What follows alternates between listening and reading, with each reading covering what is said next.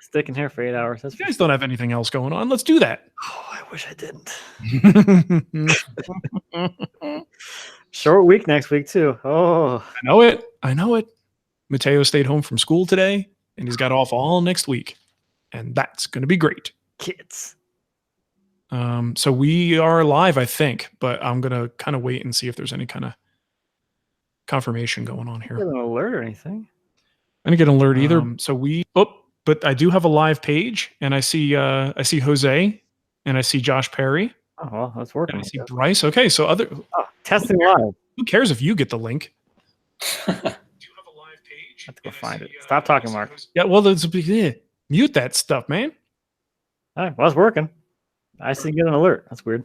So anybody who's here now, we're trying to do some live broadcasting with a slightly different setup, and I don't know if everything's going to work. If there's any quality issues, we're going to blame Matt, but we're going to push through, and hopefully we'll hopefully get a successful show. And what I hope is that Google Hangouts doesn't interfere with our ability to actually talk to each other with like lag and stuff. I should leave a super chat. You should. That's how we like you guys being having to do the Patreon level so they get questions. They have to pay to contribute to the show. I'm going to spend $1 or $2, isn't it? Terrible. I love it. Okay. Cuts into my monthly budget. All right, man. All right, men. Plural. All right. So should we start recording here? Yeah, I guess so. So much pressure. I have to remember to hit record now. It's awful. If you guys don't hit record, we're screwed. Crap, I forgot. We are terrible. Screwed. All right, so let me know if you guys are recording, and then I will just jump right in. It would appear that I am. Yeah, I'm good. Don't screw it up. See, this is why the local recording thing is way more stressful. Right? Because it's like, that's 3 of us who have to remember to hit record. Hold on a second. You're just asking for trouble there. Come on, Cremona. Well, now it's not picking up my mic. I need like another monitor if we're going to do this. Do you? So I can keep my Google Hangout over here and show notes over here. Make sure that Adobe is recording. The little bouncing ball is going back and forth. The camera switching is automatic on this, John. I guess I could see if there's... but if I put it as a manual switch, then it's going to... I can't be bothered with that. I got a show to do. Blah, blah, blah, blah, blah, blah. Okay. Anyone who knows Google Hangout settings?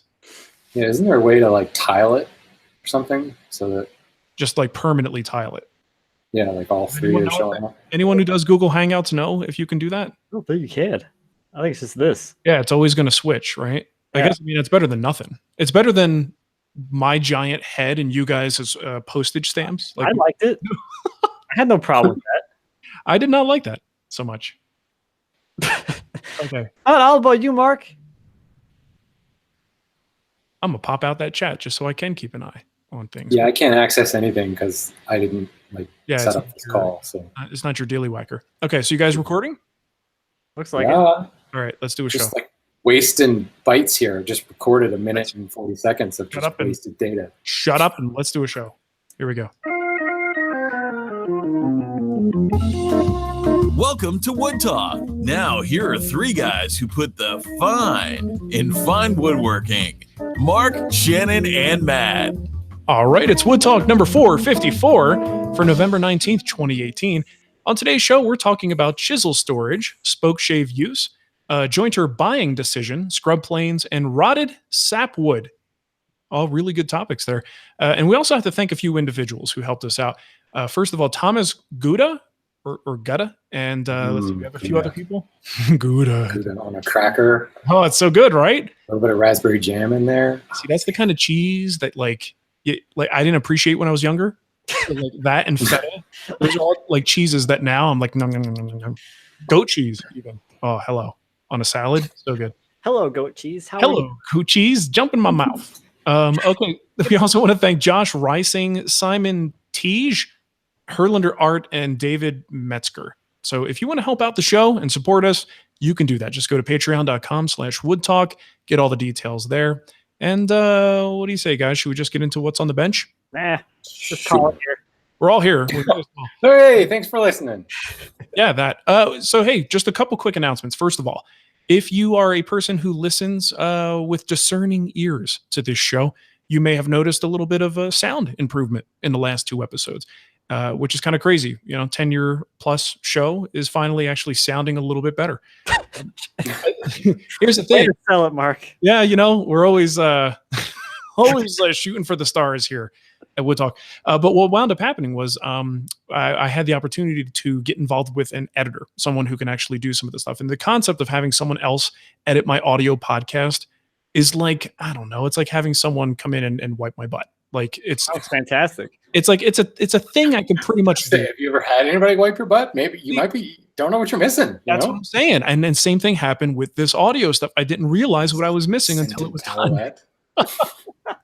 Yeah, exactly. So we've upgraded to the bidet version of yeah, and now it is fresher and cleaner.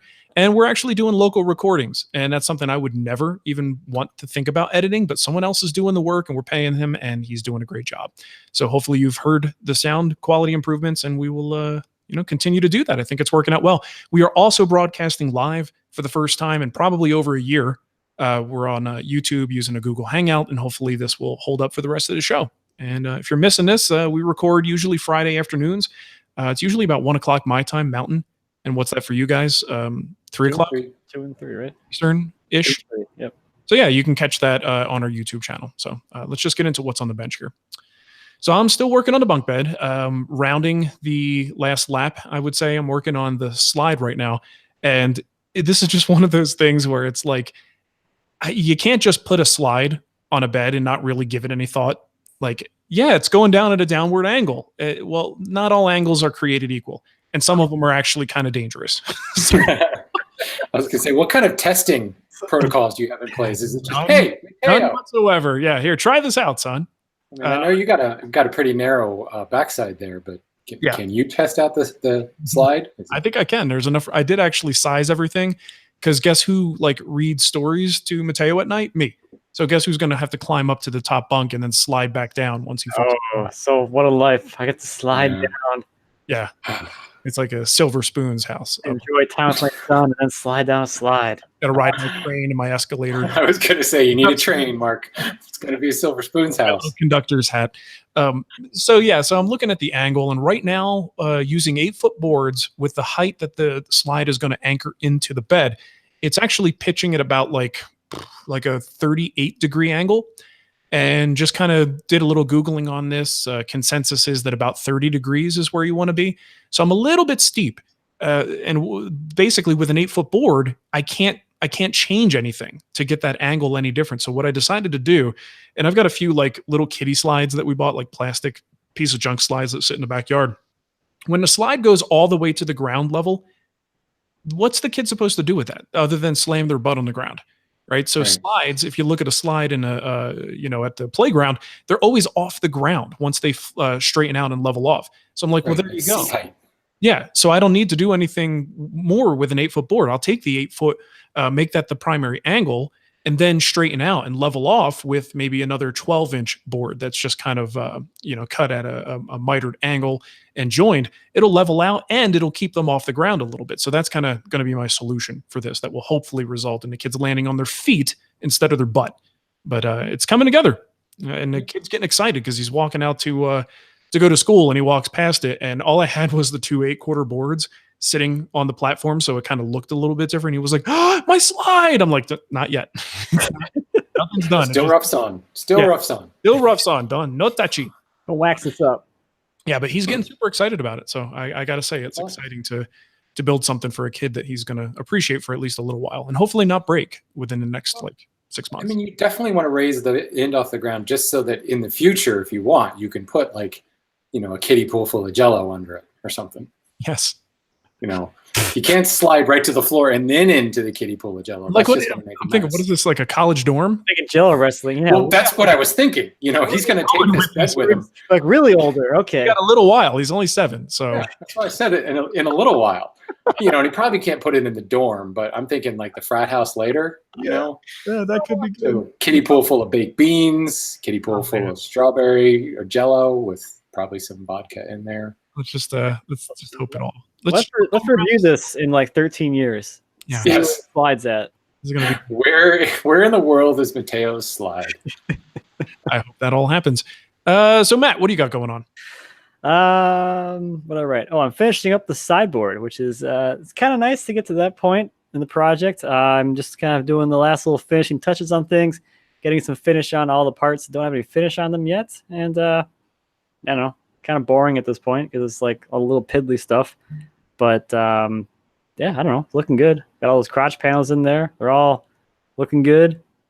Just looks good. I don't know. Massaging my eyeballs every time I see it.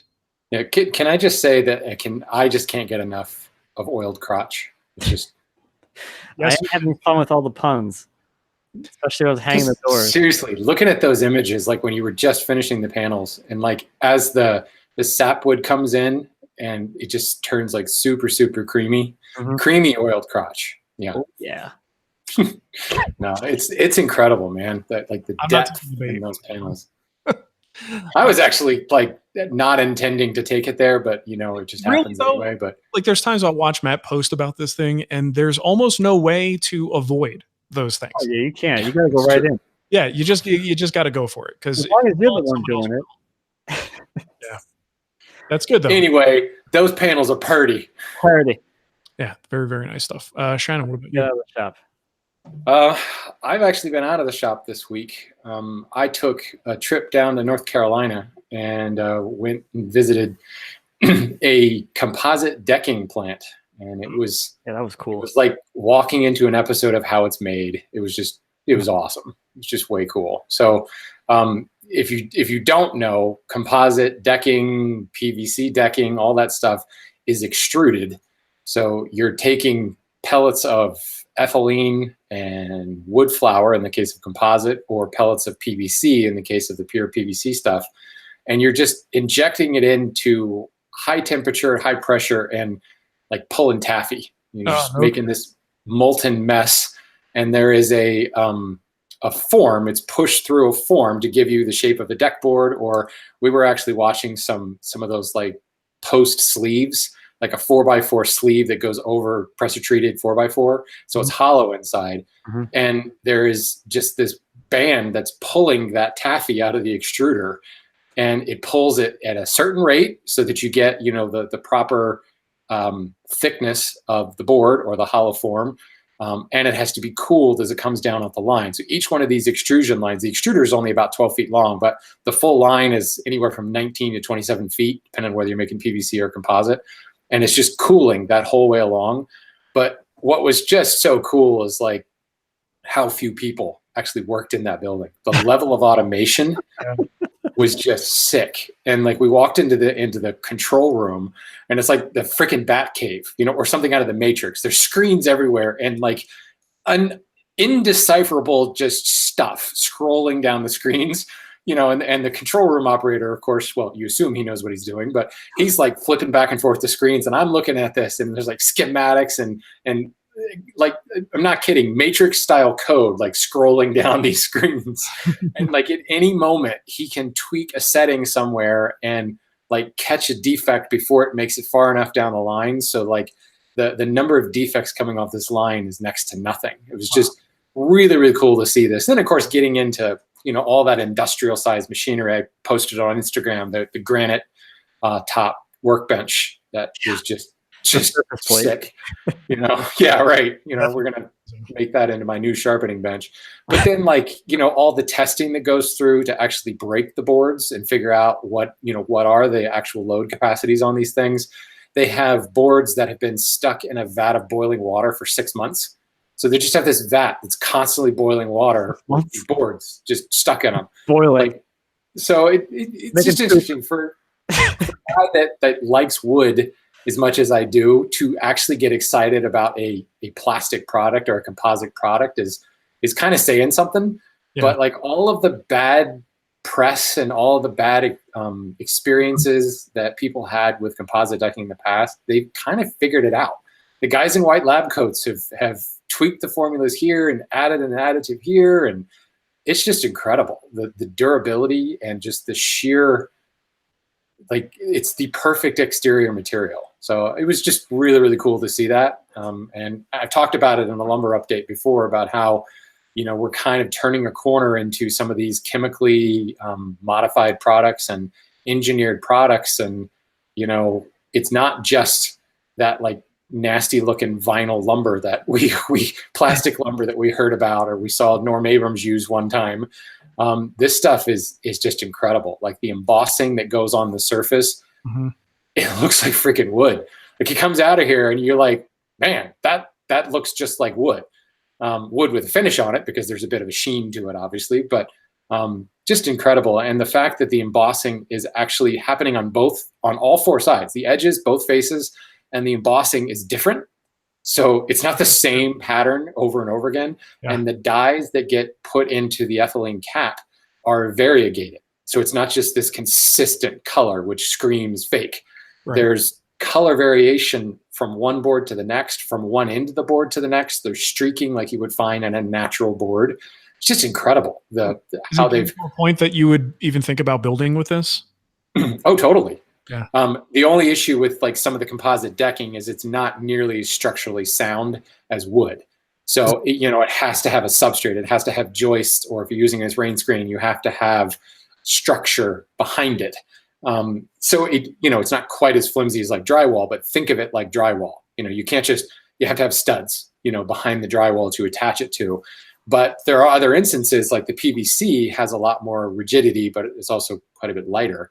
So yeah, I mean, it's just a matter of time, I think, and the right formulation, the right product. Put it this way, if there's a market demand for it, they could do it. I mean, they've got so much data and so much science now behind the whole thing that I think it's just a matter of somebody saying, yeah, I'll buy that, and someone will make it. I wonder if just as far as the woodworking community is concerned, if it works, maybe it doesn't work exactly like wood, but let's say it's close enough and you could still mill it, you could still route it, you do everything you would normally do, and it does have some structural integrity. So you can do a mortise and tenon joints. You could build this entire thing like you would if it was wood, but it's made out of this stuff that's just going to kind of last forever.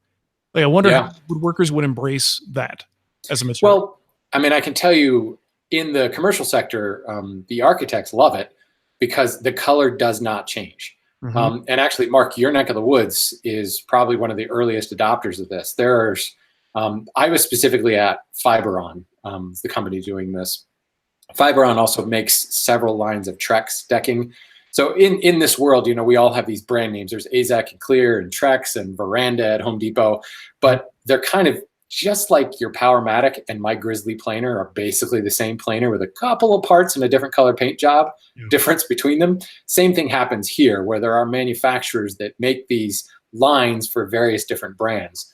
So I think that you could like wander around, like go to a Rock Bottom brewery in Denver and the siding is going to be Fiberon decking. Okay. And it's been there for 5 years and the color is exactly the same. And we're talking Denver sunshine here, and if you don't know, that's bad sunshine, high altitude, intense sunshine, and it hasn't faded a bit. Like delta V on it is like less than like 2 points or something like that. So, the architects love it because they can design with this, and it's cool because it's bringing more wood back into structures because people want that warming nature of wood and mixed media, lots of glass and steel, and that's just cold. If you add a feature wall that's wood or, wood flooring or wood ceiling or wood soffit, it totally changes the look of the design.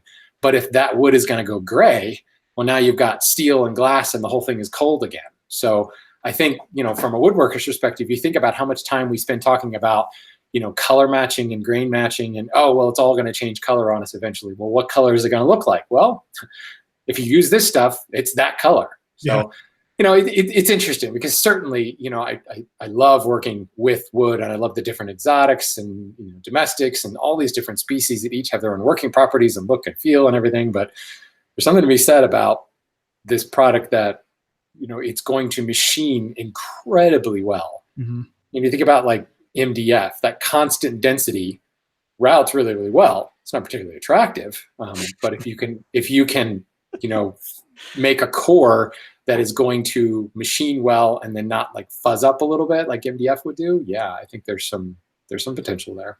Wow, well, that sounds cool. I would try it. I mean, if it was good enough material and good reputation, why not? Something that just isn't going to decay.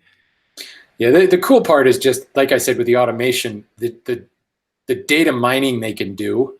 So if somebody says, well, I wish that product did X, they can basically reverse engineer it and make it happen. Yeah. Okay, well, here, the guy in the control room, his name is Joey. He's like, okay, Joey, here, twist that little knob there. Okay, now we have that new product.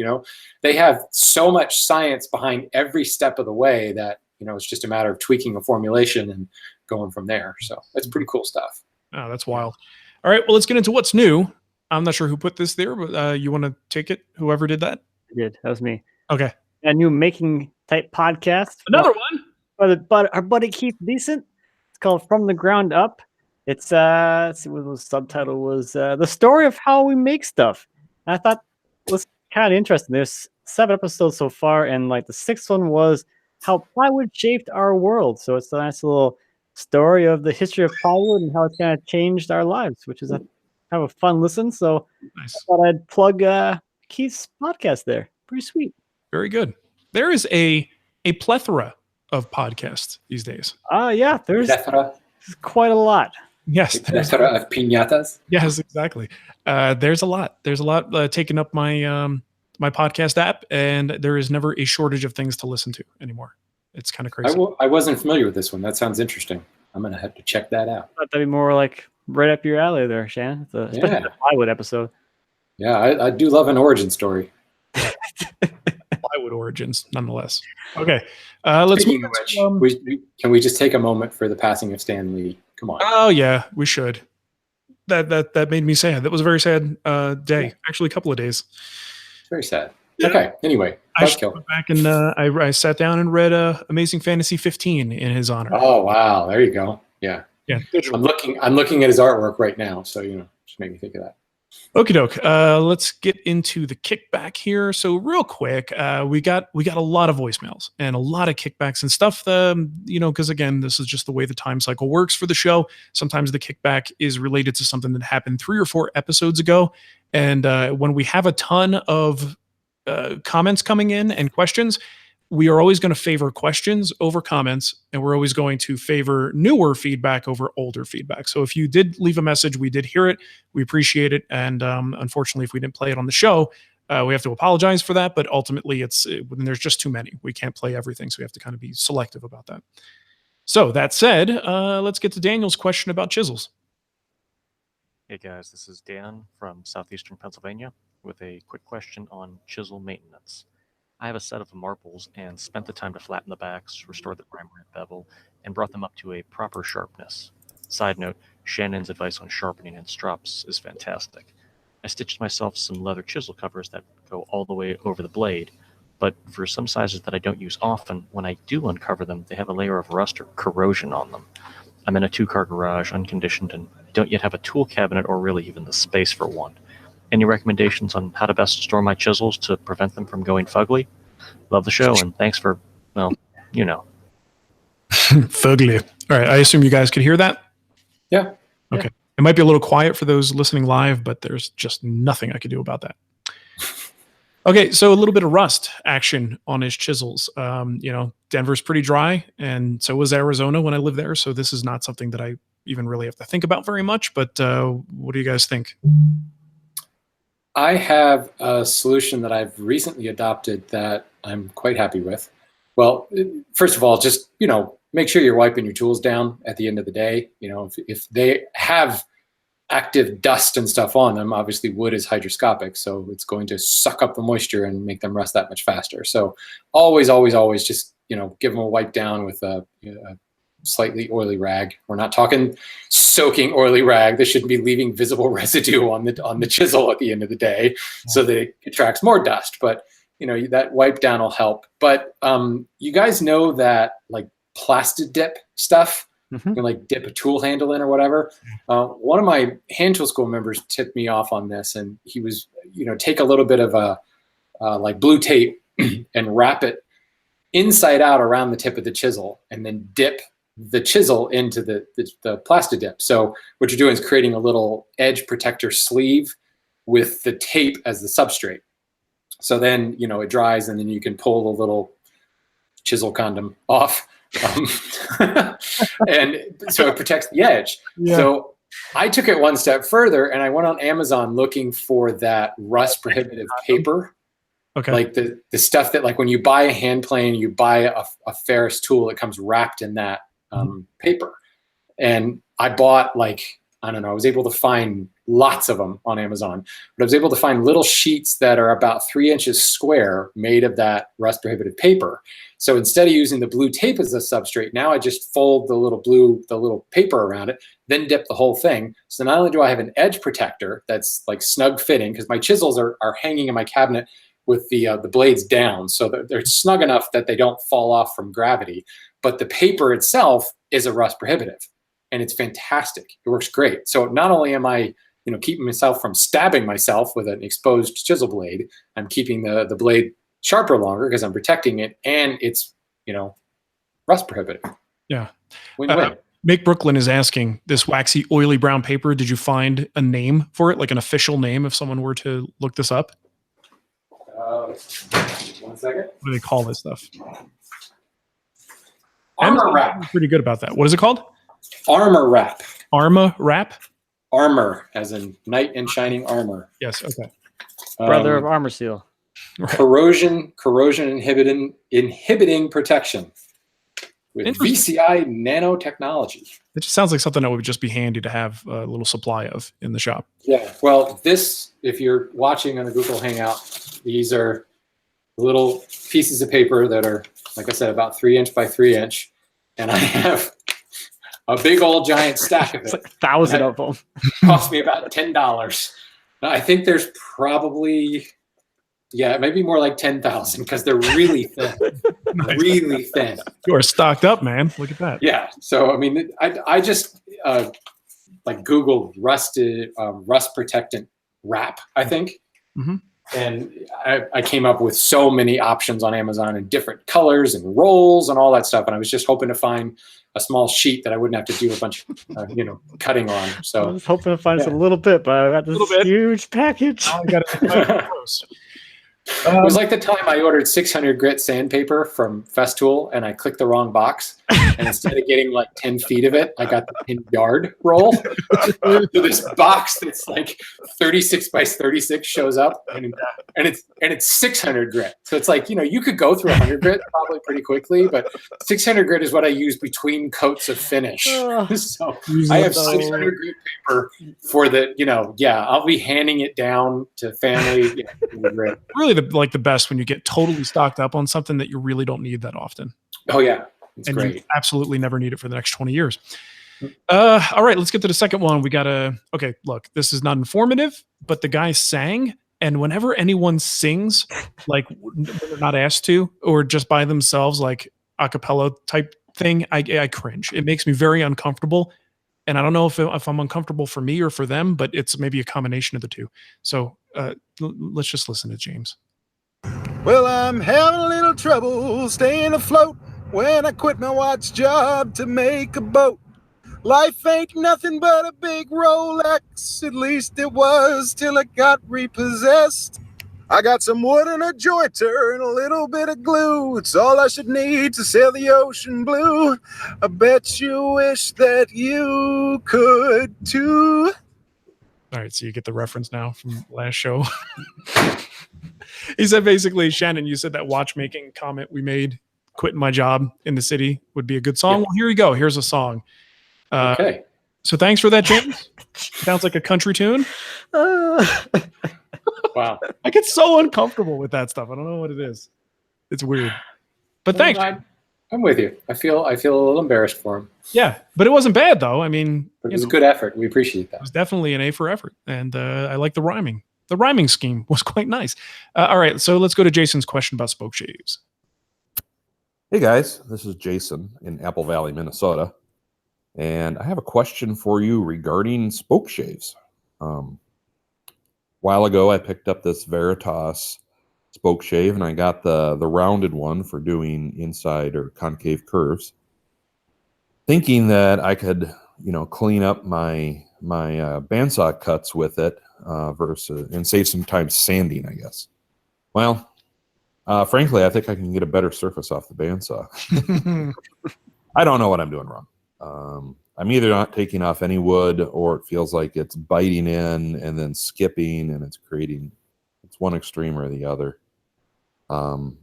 Obviously, you can't critique my methodology or my technique over a voicemail. But I was just wondering if you had comments about proper usage for one of these things. Thanks much, guys. Bye. All right, thanks for that, Jason. You know, interesting thing, I use my Spokeshaves like periodically, but there are times, depends on the species, depends on the angle, the cut, where I start to get a little bit of chatter, or I could tell that this is actually going to do more harm than good, and I put it back on the shelf and say, I'm going to use sandpaper. So I may not be the best person, because I'm not going to sit there too long trying to figure out how do I get just the right English on this? You know, like if it's not working well, see you later. I'm going back to something else. So what do you guys have any tips for Spokeshave use? My my connection dropped out right at the beginning of that when you played that voicemail. Did he say what kind of Spokeshave he's using? It's Bottom one. Yeah, and I think it's probably more just the general comment. Like anytime bandsaw cuts, he's trying to do cleanups, and it's not going very well. I mean, it doesn't make that big of a difference, but there is an engagement angle on a Spokeshave, and the only exception to this you'll find like the Boggs shave from Lee Nielsen and some of the Veritas ones, like the Bubinga handled Veritas ones.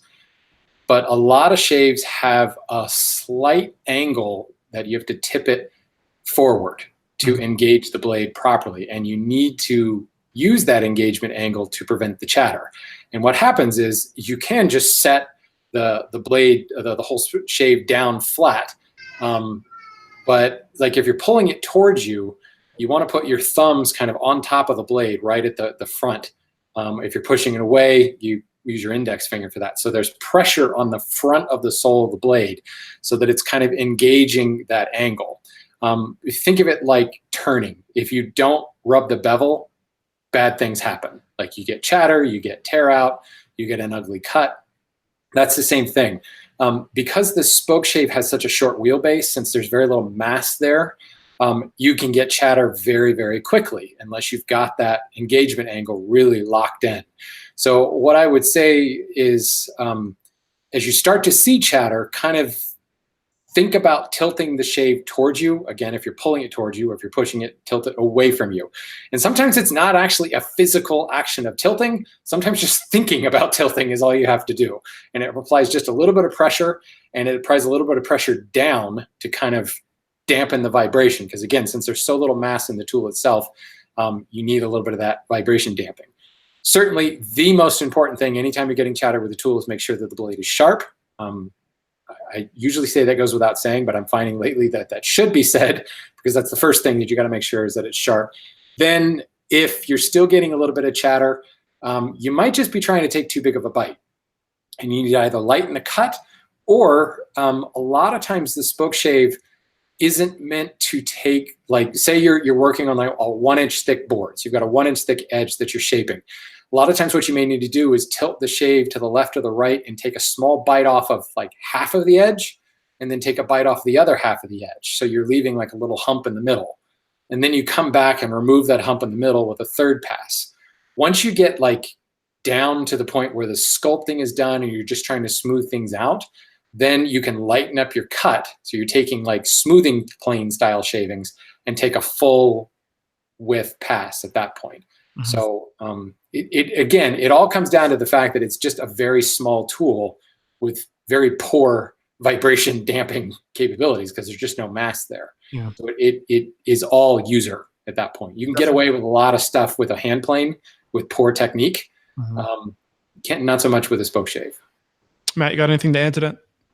The only thing I was going to add was it has some kind of fun engagement angle, and I think Shannon pretty well covered that. Mm-hmm. How about get a oscillating spindle sander? Yeah.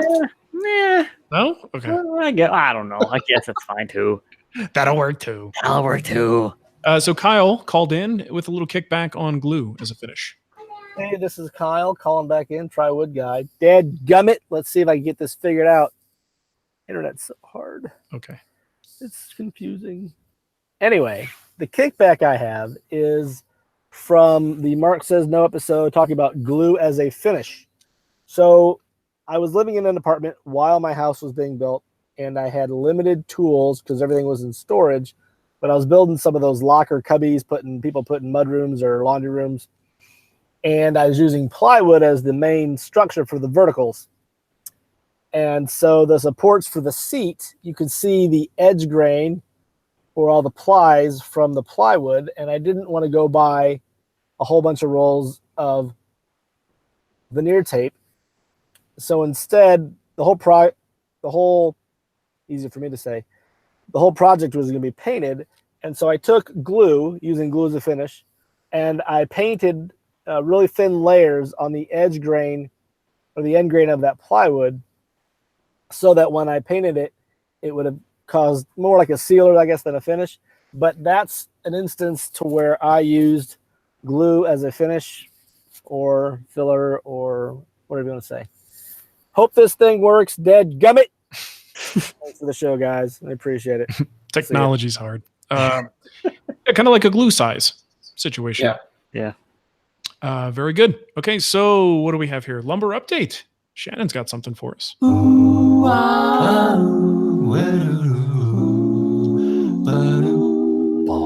Shannon's Lumber Industry Update.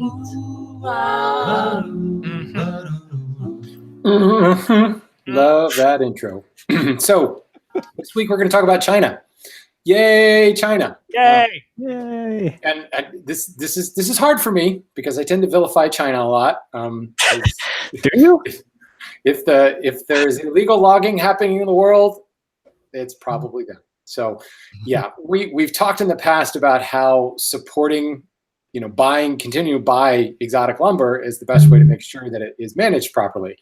But let's flip that on its head a little bit. The Chinese are driving up the cost of exotic lumber pretty dramatically, but also driving up the cost of our domestics. So there is a blossoming middle class going on right now in China. In fact, if you've seen the movie Crazy Rich Asians, that's a good example of, you can't call that middle class, that's upper class, but still there is this economic structure that exists there now that never was before, and millions and millions and millions and millions of people to back it up. So they are consuming like crazy. They love Western furniture. They love their own Chinese furniture, and they're bringing in lumber as fast as they possibly can, no matter how they do it. And the problem we have is, even though China is a signatory in the CITES Convention and has a place at the table, if you will, in several regulatory bodies, there are no laws in China that actually enforce any of this stuff. So they are a signer of the CITES treaty. I don't know what we call that. Whatever. They are a signer on CITES, but you actually can't get arrested for bringing in CITES violated lumber because there is no local law that will enforce it. So it's kind of a problem because they're bringing in all this material left and right, and any person that wants to log illegally can find a buyer in the Chinese, and that is an issue, and that's why there is still illegal lumber or illegal logging happening. But let's flip this on its head a little bit. Go to pick up any product off the shelf in the US, and there is a pretty good chance, maybe 70% chance, that somewhere there'll be a sticker on it that says made in China. And as much as they are consuming lumber for their own use, they're consuming it even faster in order to build stuff and send it back to us. Specifically, crappy furniture. Not so crappy furniture. Middle of the road furniture. If one were to label Walmart furniture as crappy, then maybe Target would be middle of the road furniture. Well, that's still kind of crappy, but still, it's all made in the same place. It's all made in China. Some of it's made in Indonesia, let's be real. But the lumber for that, like a lot of this crappy furniture is domestic species for us. Well, they had to buy it from us. So we're shipping out lumber as fast as we can. The same thing's applying to our exotics. We're shipping out this lumber as fast as we can so that it can be made into Pottery Barn stuff and come back. That's the more middle of the road furniture. So it's something to think about, is this global economy. We can't exactly point our fingers at the Chinese and go, you're bad, you're violating all these laws. We do have to look a little bit closer to home. So if you want to take this one step further, we talked about the butterfly effect and buy more lumber in order to protect the lumber. Okay, so buy more lumber, but maybe don't buy the products that also necessitate. So we as woodworkers, we're the good guys because we're buying more lumber, we're supporting the forest, and we're building good quality furniture. It's the people that are not buying good quality furniture that we might want to point at and go, next time you blame China for something, think about the last piece of furniture that you bought. Probably was made in China. Yeah. Sure. Suck on that. So anyway, I was trying to give it a little bit more well-rounded thing, because I do feel like I gang up on China a lot because they are violating a lot of lumber sustainability laws, but they're violating it to build the products that we're buying from them. So yeah, look in the mirror. China did leave a comment the other day. They were saying, could you get Shannon to back off a little bit? Yeah. Felt like it probably a little more threateningly worded than that. Maybe, yeah. Yeah, well, I could just pull up any given day on my Amazon Cloudflare to the McIlvaine website and see the number of cyber attacks coming out of China and just go, yeah, well, stop doing that. Blocked. Yeah. Okay, cool. Well, good to know. Let's jump into our email here. I've got one from Brandon. He says, jointer question. I know, right? No one recommends... His words, not mine. No one recommends a 6-inch jointer, but I'm working out of a 3-car garage and the wife refuses to give up her parking spot. So it's more like a 2-car garage. I currently have the Porter Cable benchtop jointer and it's just insufficient. The beds are too short and I've given up running anything across it that is longer than 36 inches.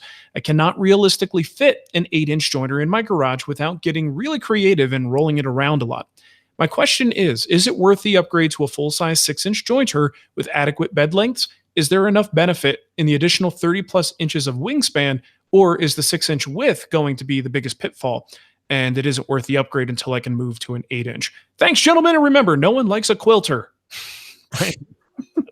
This is such a first world problem question. I only have a 2-car garage. Shut up, all right? The thing with this, I have a 2-car garage, and I got a 12-inch jointer in mine. Yeah, Cremona figures it out. Well, realistically, how much bigger is the footprint of an 8-inch jointer than a 6-inch jointer? A good quality. I think they're longer, certainly, aren't they? I mean, like, maybe by a little bit, but but like front to back depth, nothing. 2 inches probably. You're gonna get a couple inches different. But if you're looking at the total footprint, I mean, because that's the other thing with the jointer. Yes, the base is there, and I mean the arms or the beds. I mean, even if they were just a little bit bigger, I don't see that an 8-inch is going to be that much different for him than a 6-inch. No.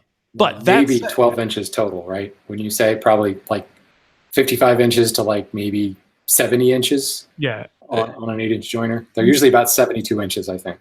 And I would just don't think it's that much of a factor. But what I want to step back and say to Brandon is, don't let our general advice to say, yes, go for the 8-inch. If you have the choice and you have the budget, try to get the 8-inch over the 6 because you'll never regret it. People always get rid of the 6 eventually, which is just a generalization on our part. A lot of people have 6-inch jointers and they're doing just fine with them. So don't let that kind of cloud your judgment here. 6-inch jointers are perfectly fine. You will see such a huge improvement in your results just by jumping up to a quote unquote real jointer. And I mean that as in like a real like floor standing machine, nice and powerful, good long beds. I think you'll get the most benefit out of the bed length before you have to even think about like the negatives of the bed width.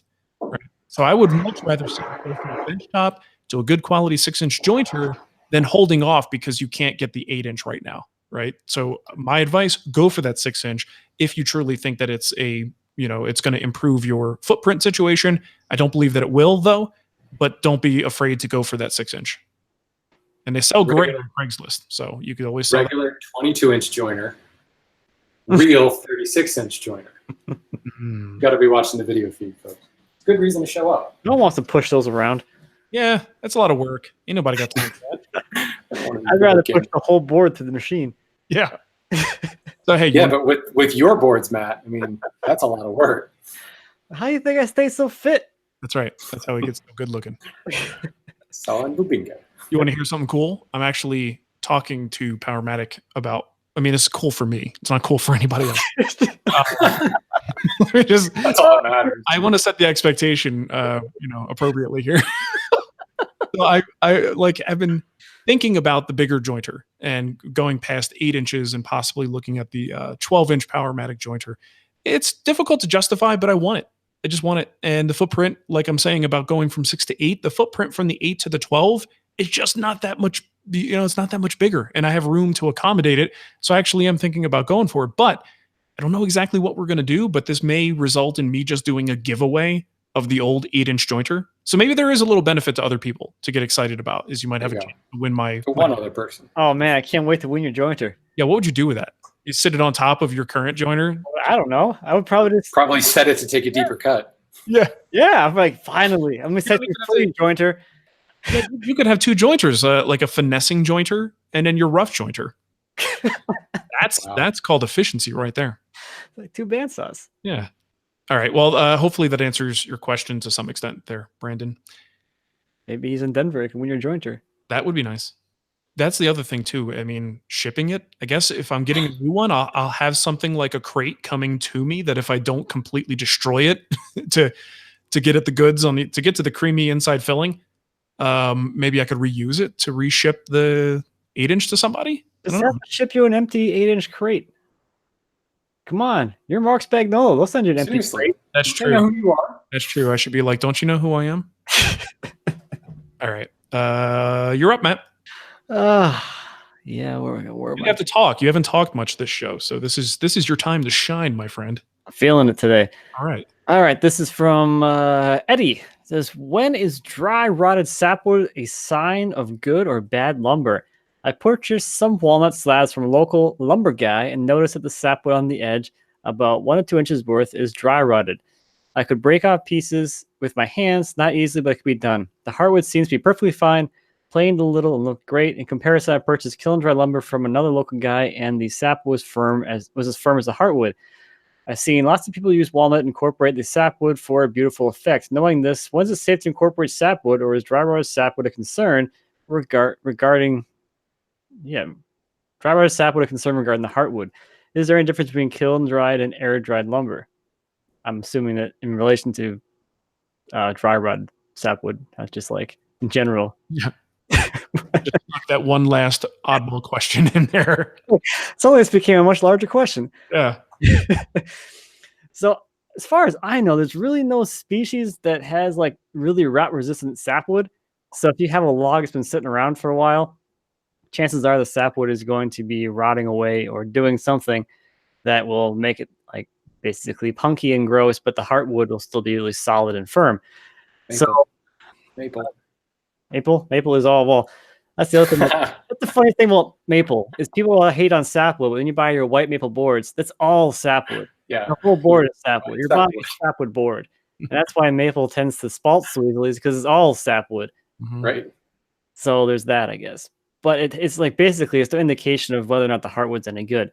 My farmhouse table is made of white oak that was totally rotted in the sapwood, but the heartwood was totally fine. Hasn't fallen apart or died yet, which is kind of nice. But there's really no concern at all with using a piece of wood with dry rotted sapwood if you remove the sapwood. If you want to preserve it, you can use something like CPES to strengthen up a bit. But generally, if you're just looking for just the hardwood anyway, and sapwood's going to be cut away regardless, the fact that it's dry rotted has no relevance over the heartwood's condition. So there's that, I guess. Very good. Yeah. And then I guess between the kiln dried and air dried, it's going to be regardless of what's happening with that dry rotted stuff. Doesn't really matter. It's going to be dry rotted before it goes into the kiln anyway. Or before it's even sawn, probably. Is there any change in boards like tendency to dry rot if you're looking at something that's already dried and then put in a storage situation? I continue to dry rot? Like, no, it was in perfect condition when it was processed, and then now it's done. Like, for instance, me, I go get a board that has a lot of sapwood. I go to store it outside. Is that sapwood any less likely to dry rot and become problematic now that it's already been kiln dried? I don't think so, unless you're getting it wet and it's actually going to rot. Like, if the board is going to rot, like wood rots, then you'll probably see that start to happen, but you got to keep it wet all the time. Okay. Yeah. It all comes down to like if the tree was felled at the appropriate time when the sap wasn't rising, it's going to be less prone to rotting because there's less sugars and stuff that bugs like in the sapwood. But if it's kiln dried, generally the sap is set to some extent. So it's going to be less appetizing and more like the heartwood, which is why the bugs leave the heartwood alone. But Gotcha. It's gross. in the absence of anything else to eat, though, bugs will eat hardwood. So. Okay, that's good. Better than starving.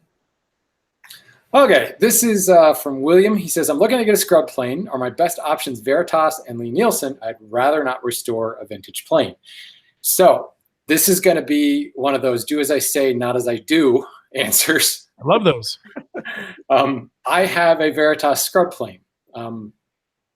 It was given to me as a gift by my mother-in-law. Otherwise, I would not have a Veritas scrub plane. So when I say don't buy a Veritas or a Lee Nielsen for a scrub plane, just go get a vintage one. You don't have to worry about restoring the vintage one because there's no restoration needed. A scrub plane does not need a flat sole, does not need a tight mouth.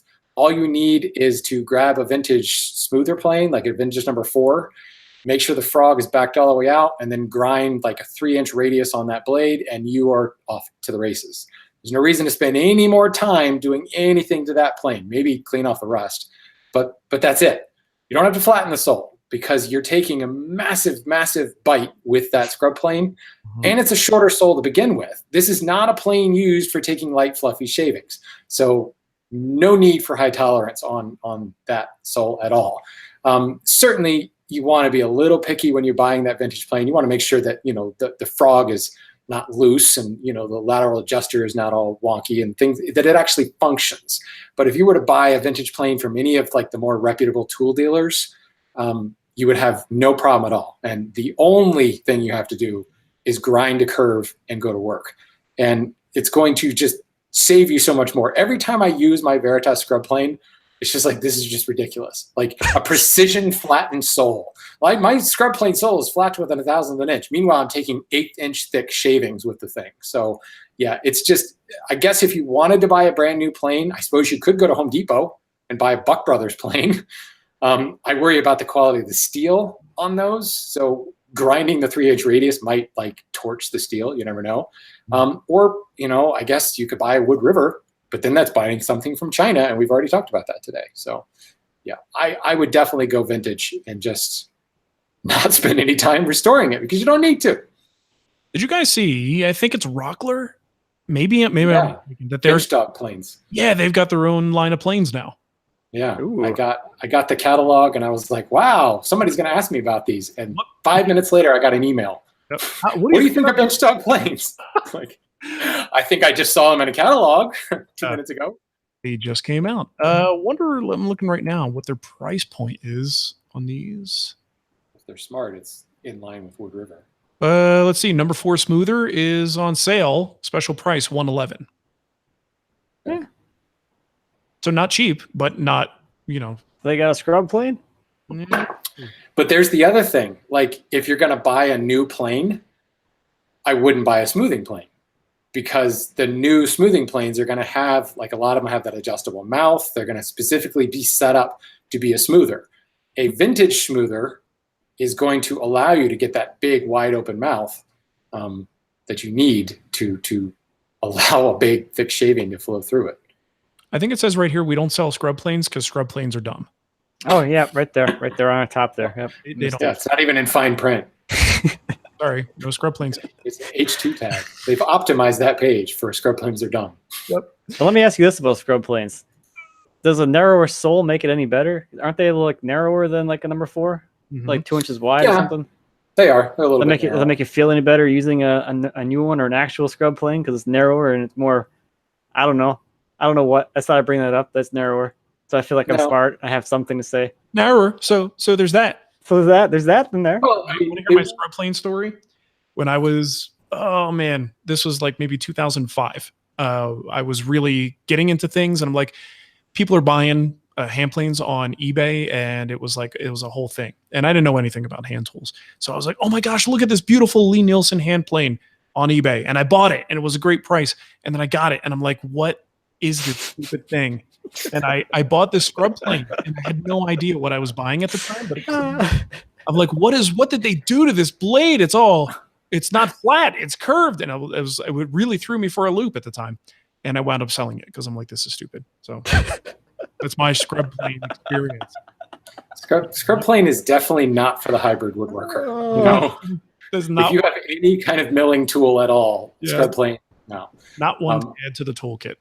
Now, if you only have a planer and you don't have a joiner, scrub plane can be really beneficial. If you've ever watched my hybrid milling video on YouTube, you can like get that reference, quote unquote, reference face so that it doesn't rock and registers on the planer bed, like ready to go in 10 seconds, 15 seconds with the scrub plane. So certainly the narrower sole, what that really does is it makes for a narrower blade. Go figure, right? Narrower sole, narrower blade, which means you can put a more aggressive radius on it. So like the narrower scrub plane blade would have a 3-inch radius. If you're using a regular like number 4 blade, 3 inches would be a bit much. That would be, you'd be taking like a 1/4 inch thick shaving at that point. So you would need to widen the radius a little bit. I don't know offhand what that would be. 4 inches, 5 inches, I don't know. But so that's really it. I mean, I can't see it being that big of a difference because again, it's not like you're trying to make the board flat at this point. The wider sole would be a little bit slower. Maybe helpful though. I mean, my problem with scrub planes is people actually don't use them as aggressively as they probably should. I still see people taking scrub plane shavings that are like, you know, a 1/16 of an inch thick. Scrub plane is hogging some crap off. We're getting work done with that thing. So, it's like me at a jointer. Exactly like that. That is exactly it. All right. Well, hey, you know what? If you want to support the show, there's a bunch of different ways you can do that. You can go to our Patreon page. That's patreon.com/woodtalk. You can also go to the TWW store and buy yourself a Wood Talk t-shirt, and you can leave us a review any place where you can find like a directory of podcasts. Just look us up there and leave a star rating or actually drop in some text. So like in iTunes, Duncan of the Clan McLeod says, not even good at quilting. I'm sorry, not quilting, quitting. Everyone keeps using both of those words, and now I can't figure out which one it is. He says, these guys are very enjoyable to listen to. I haven't even done any woodworking, but they have inspired, or should I say, affected me with TAS, tool acquisition syndrome. And so if the mood ever strikes, I am glad to know that I could build that too, because they actually do have those tools. If you can get over Shannon being kind of a jerk, Matt constantly giggling like a schoolgirl in the background, and the fact that you will never own half the tools that Spagnolo does, it'll be an excellent part of your week, and you could tune in and listen. In all sincerity, though, the show really does bring a lot to the table, which is good, because they built the table. This is great. I like this guy. I would say its single biggest draw is not even the woodworking information, but more the dynamic of interplay amongst the hosts. They really make you feel like you are just hanging out with some friends. No, we're not friends. Tell you that. Duncan. No, definitely not. If you have even a slightest interest in woodworking, give the show a listen. I like reading reviews that are convincing other people to listen, but we're reading them to people who are listening. Something a little bit maybe redundant about that. So yeah, what are you gonna do? Yeah. All right. Shannon, why don't you give them the contact info and we'll get out of here. Thank you for listening to Wood Talk. If you have comments, questions, or want to know where to enter to win Mark's joiner, you can send us a voicemail using your voice memo app. Just record it and say, I want that joiner, yo. Email it to woodtalk@gmail.com. And don't do that, what he just said. Yeah, don't do that. We're not ready for that yet. Yeah, and don't do it to woodtalk@gmail.com either. woodtalkonline@gmail.com. You know. Oh boy. Get the email right. It's only been 500. Gosh, that hasn't been 500. We haven't done 500 shows yet, guys. I'm almost there. We had all of them up. We probably did, but the standard numeric shows, no, we did not. 454. Oh yeah, we're getting close though. Getting close. All right. Well, thank you for listening, everybody, and we will catch you next time. Bye-bye. Goodbye. Good luck winning Mark's joiner. Ah, you turd. You may not be able to have half of his tools, but you can win his scrub plane. You could win my old scrub plane. And secondhand joiner. All right, if you're listening live. Except he flattened the blade. It's no longer curved. Yeah. Yeah. We are actually not leaving right now. We record 2 shows each time, so we are going to roll right into the next episode. So if you are listening live and you haven't fallen asleep, or I should wake up, or you just woke up because you thought it was over, and you realize, nope, there's still the second half of the movie, we're going to record again. I'm going to stop this and get a new track. Start a new file. And Because then they get so dang large. Ooh, what is it? Let's see. large Marge. Yeah. Where are our voicemails? Okay, so we got 4 more voicemails, I think. That was not as short as I wanted it to be. Yeah, pretty long. Shannon. I bet. I had to talk about Spokeshaves. It's my favorite tool. You were talking about extruding for Extruding, a long time. Spokeshave. Yeah. There's a lot of Shannon topics. I just had a major geek moment at the factory. It was fun. It was cool. Whoopsie. I'm hoping to do more of that stuff. My question kind of. How's that audio coming across for you guys? Pretty good for voicemails? Okay, I can hear it Yeah. fine. Unless they're low. That's fine. Okay. All right, I got 4 more voicemails queued up. We're doing show number 455 for November 26th. Oh, and I do have to make sure I announce that We're done forever. that we're done for the year. We quit. We're done for the decade. And We'll be starting a quilting podcast next week. Yes, let's do that. Okay, so I got 2 emails, 3 emails, right? Shannon. Okay, so I'll read the first one. Matt, you grab the second one. See what I'm talking about? I got Rachel's question. I gotta look here. Jason's? Yeah. Yep. In the co-answer section, we'll just kind of quickly do the predictions and the goals. So you guys got something in mind for that?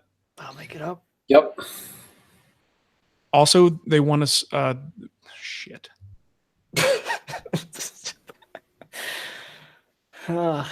Sorry. Who have I been listening to? Okay. Who's bothering you now, Mark? Not my daddy. My in-laws just came to visit, though, while we were recording. That's cool. Okay. I guess. nice, I guess. It's good. No, it's good. They're coming to visit for the holiday. And Unfortunately, it's I'm only going an to in-law, though, right? Come here. What's wrong, bud? Hold on. Got a kid emergency. What's wrong, bud?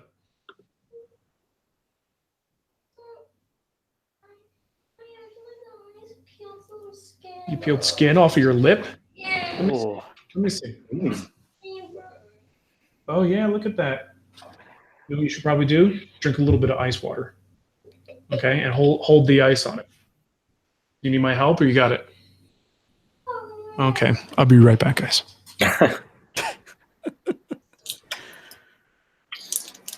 Rub some dirt on it. yeah. I keep turning the heater down because I don't want it to like interfere with the recording. Oh, yeah. And it gets cold real fast in here. Yeah. I get that all the time out in the shop when I'm filming. Turn the heater off, do my shots, quickly turn it back on for a bit, turn it off again. Yeah. Yep. Absolutely. I mean, new insulated garage door makes a big difference, but it's still, there's no source of heat other than this little electric space heater. And you. Yeah. Yeah. And that's not enough. It's not enough. You know, we got snow for the first time yesterday. I know you're all old hat to that snow thing. Well, I mean, how much did you get? Not a lot. It was mostly just wet, slushy crap. Okay. Because it turned to rain like halfway through. So Oh. I was not prepared. Like Really? I've gotten so skeptical of weathermen. Like, and actually they didn't. And for a reason I'm skeptical because they didn't get it right either. No one was expecting it to actually like snow 3 inches. It was just supposed to be like, you know, mostly a freezing rain, more of an icing problem. Mm-hmm. And it turned to snow and then it turned back to rain and it just like turned into this gooey mess. So I'm like walking out of the office in totally the wrong shoes, wrong jacket, just getting Sloshing around. slush like going up inside my shoes. My socks are completely drenched. Very Toes are pleasant. frozen. Yeah, it was great. It was great. I was glad to know I was going home at that point, not. What a live show is all about. But Hey, we're ice talking cubes on here. lips. Ripping skin off his lip. Yeah, that's By a accident? cry for help, man. I think he needs more attention. Stuff is there for a reason, man. Leave it there. Okay. What were we doing? Oh, a show. Yeah, something like that. All right. After a layoff. Nobody to thank. And there's our voicemail. Nobody to thank. There's the show notes. Second Show title right there. Nobody to thank. That's the story of Wood Talk. Okay, I think we're ready to roll. Let's do it. Oops, excuse me. Welcome to Wood Talk. Now here are three guys who could do that too, if they had those tools. Mark, Shannon, and Matt. I just double checking. Are you guys recording? Yes. Yes. Okay. I didn't want to do this whole thing and then find out afterwards. I'm going to repeat that. So keep recording. Welcome to Wood Talk. Now here are three guys who could do that too, if they had those tools. Mark, Shannon, and Matt. All right. It is show number 455 for November 26th, 2018. On today's show, we're talking about our woodworking predictions for the next year, our woodworking goals, stickering barrel staves, rite of passage projects, clamping pressure, sanding dovetails, dueling dust collectors.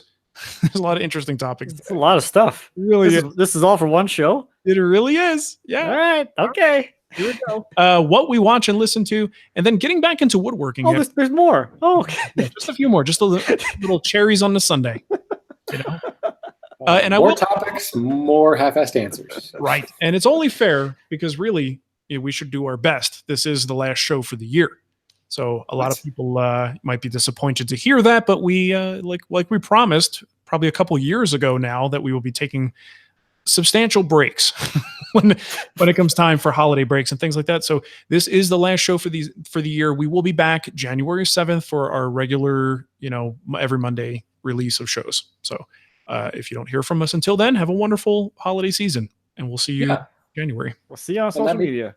Let me just say, for all the people who think I'm a jerk, I actually convinced these guys to record one more round. So you're getting 2 more episodes. This is true. They wanted to give actually. you. So who's the jerk now? Yeah, we're like, I think we're done. And he's like, no, do one more. We're like, you stink.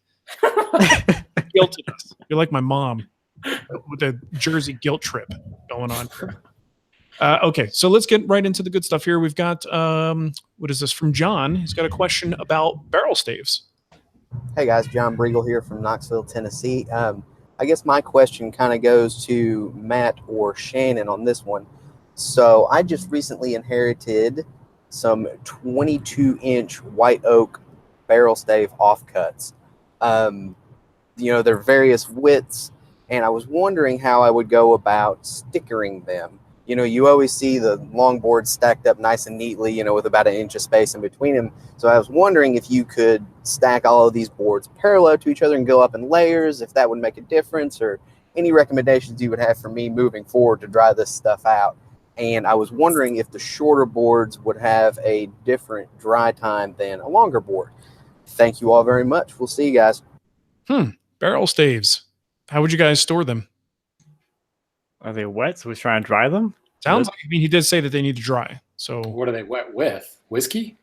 Yeah. It sounds like he said they were offcuts, right? So they're probably not used yet. Probably. So they're just basically small, thin, probably no longer than 4-foot sections? Yeah. And they're all different thicknesses? Is that the problem? I'm going to guess they're consistent thickness. Maybe varying widths might be an issue. No, not really. I'd be tempted to throw them in a pile.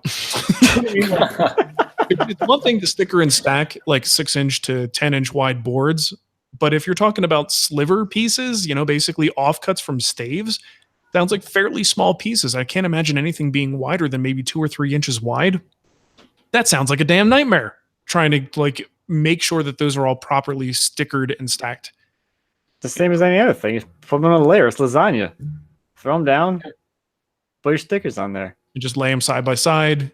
It's just like any other stack, I guess. Okay. Unless I'm really missing something. I think though, what Mark's saying about them being small, that can go 2 ways though. Because there's less meat there, they may be more prone to getting all crazy curved and wonky and side bend and twist because there's not enough actual wood there to hold its shape. So I could see wanting to sticker them, but I'd put 4 or 5 on a layer, throw a stick across, put another 4 or 5 on a layer, throw a stick across, and be done. They shouldn't take too long to dry because they're so short. And yes, the shorter ones will dry faster than the longer ones.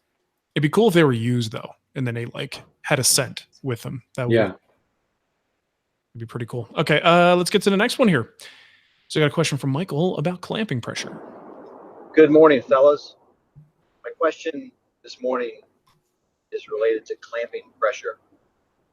I never really know how tight to screw down on those clamps. I typically use those Blessy red parallel clamps, and I just never really know how tight to make it. Sometimes whenever I'm doing tabletops, for example, even though I'll have them spread out on the bottom and on the top, I'll notice as I'm tightening, the board actually tends to start, not the board, but the whole tabletop will tend to start kind of curling upwards a little bit. So I got even when it's not super tight, so I'll back down some and then start tightening the ones on the top to kind of counteract that. And in the end, to keep it flat, I'll end up what seems to be not a significant amount of clamping pressure. So any advice you can give me on that specific issue and just clamping tightness in general would be greatly appreciated. Thank you very much. I find it to be a hard thing to describe to someone without actually showing them in the context of an actual glue up. But Matt, I'll give you first crack at this one. I would go with as little pressure as is needed, so you're not like just bring the joint together. Just to bring the close your joint, and that's all you really need. Because once you get past that point, that pressure is just kind of building in the piece, and it's got to go somewhere. So you might be. That's when you start, like if you're doing a tabletop and you're putting a lot of pressure on it like that. That's when you start to see things start to move around because you have so much pressure. That pressure is going to deform the boards and do something weird. So as much pressure as it takes to close the joint is what I do. And usually, if your stuff is, milled nicely, it doesn't really take much of any pressure at all. Just like as much as you can squeeze 2 fingers on the clamp handle is all I usually use for a panel, at least. Sure. I mean, there's different types of glue ups we could talk about that would maybe take different pressure. I've done things with mortise and tenon joints, and I sometimes feel guilty about not applying pressure. But if I with glue in the joint can put the joint together, the shoulder is completely sealed visually to the point that I want it to be sealed. I don't see any gaps. There's really no reason to put a clamp on that. Like, have you guys ever been in that situation where it's like, well, why would I even clamp this thing? It's just putting extra pressure where I don't even need it. That's why I would do my dovetails. I don't clamp them because you seat the joint. Yeah. And what's going to happen? You're going to seat it more? No. Right. If anything, you deform things with too much pressure. Yeah. Especially because you can't put, unless you're using a dovetail caul or something, you can't put pressure directly on the joints. You have to put it inside the joints, and then you're asking for trouble. I mean, he's using those Bessie things. Those have got 4,200 pounds per square inch capability on them. So no, you don't need that much pressure. I think generally, if you really are cranking down on a clamp handle, you're compensating for something. I don't mean that like in the general. I don't mean it like that. I mean, you're compensating for a flaw in the work that you feel like you need to, like let's do the panel glue up situation. If the boards aren't, nice and straight, you are going to have to really crank down to close up gaps. And like you said, that pressure is going somewhere. And if you do successfully close up that gap, well, you've just kind of locked a natural spring back in the wood. You're locking it out, and that could eventually spring apart at some point in the future. So you definitely want to kind of keep, just be careful with something like that. If you really are hammering down on those clamps, something might be wrong. Yeah.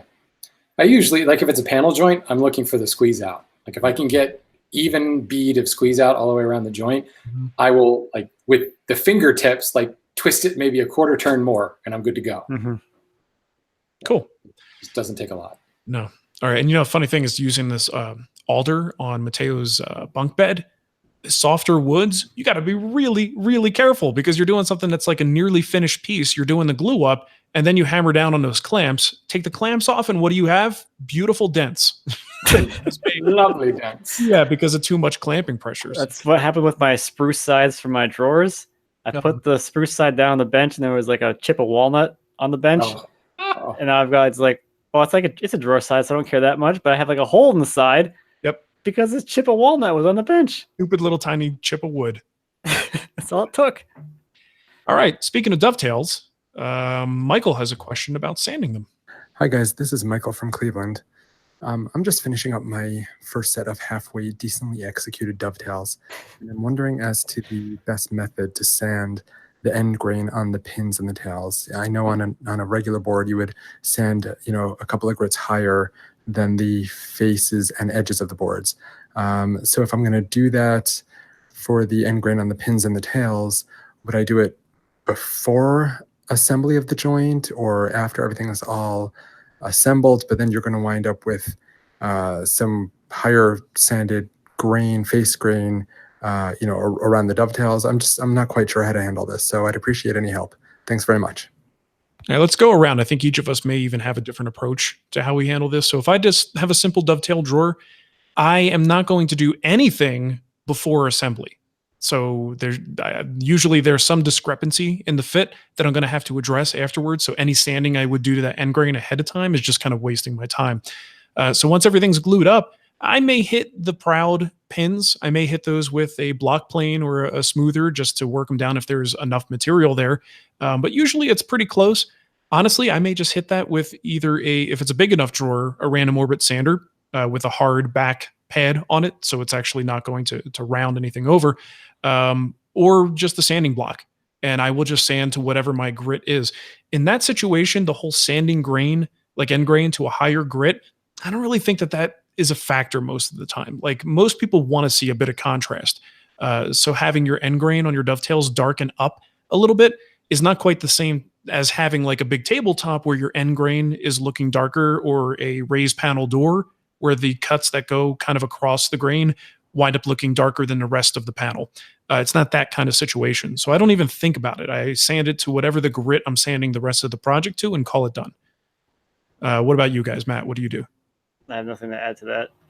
I think glue it together, flush it up, move on with my life. It's so dismissive. I'm going to try English this time. Dismissive. I just took a drink of water, so my lips are all lubed up, and I couldn't get lubed up. All right. Yeah. All right. Shannon, what do you have a different process? No. I think it's his issue is he's kind of misunderstanding when that higher grit on end grain is necessary. Yeah. We want contrast here. Why would you use dovetails otherwise? Through dovetails anyway, So no, I just use a plane, flush them up, and be done. Move on with my life. Move on with your life. Dismiss it entirely is what you're going to do. Yeah, but no, I agree with you. Definitely don't do anything before install. Even if you laid it out perfectly flush, something's going to happen during the glue up that it's not going to be perfectly flush anymore. Yeah, and even if it's just glue squeeze out, you're doing something to the side that you're going to have to start at a lower grit and work your way up anyway. Cool. All right, we got one more here. Let's see, this one, I don't think I even have a name, but it's about dust collection. Hey, Mark, Matt, Shannon. I have a question probably for Mark. Oh, boy. So let's suppose that you have a dust collector and you want more volume. Rather than replacing the existing dust collector, what if you got a second one of exactly the same model and size and put them in your dust collection system? Would that work, or would they manage to destroy each other in some sort of weird air war? Sorry.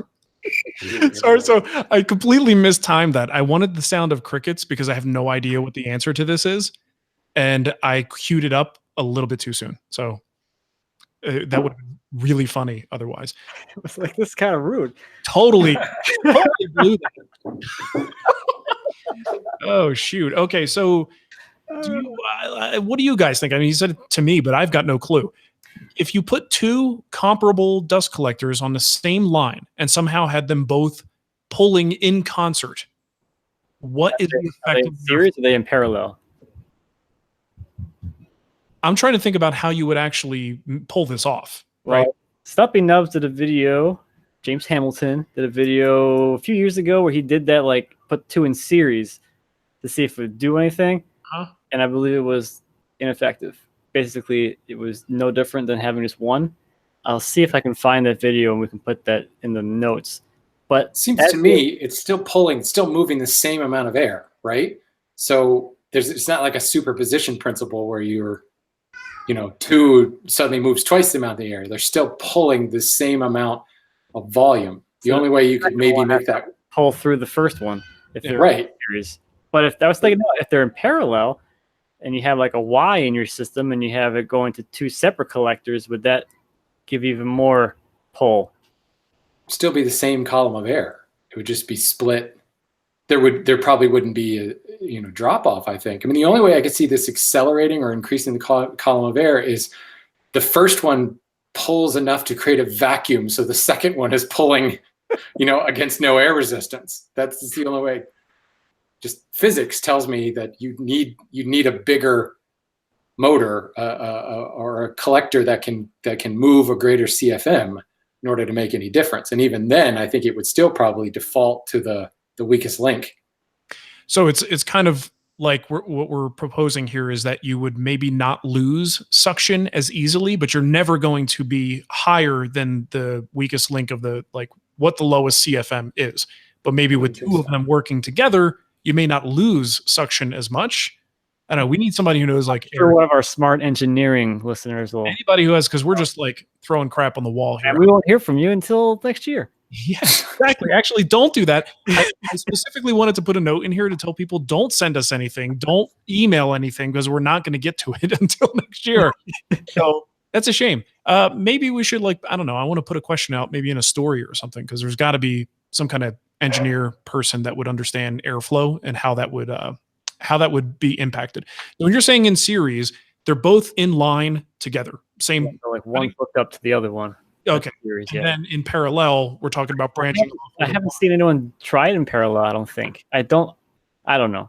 I feel like the easiest way to do it, if you had the situation, is to do it in parallel with just a Y branch. Yeah, I don't think I've seen anybody do that though. So maybe that's an interesting test for somebody who has 2 collectors and nothing better to do. Yeah. Right. And ultimately, the question being here, why would you even do this? Is it going to be enough of a benefit to bother doing it? I don't know. Because you have 2 collectors and that's for whatever reason you've got a 2-for deal. Yeah.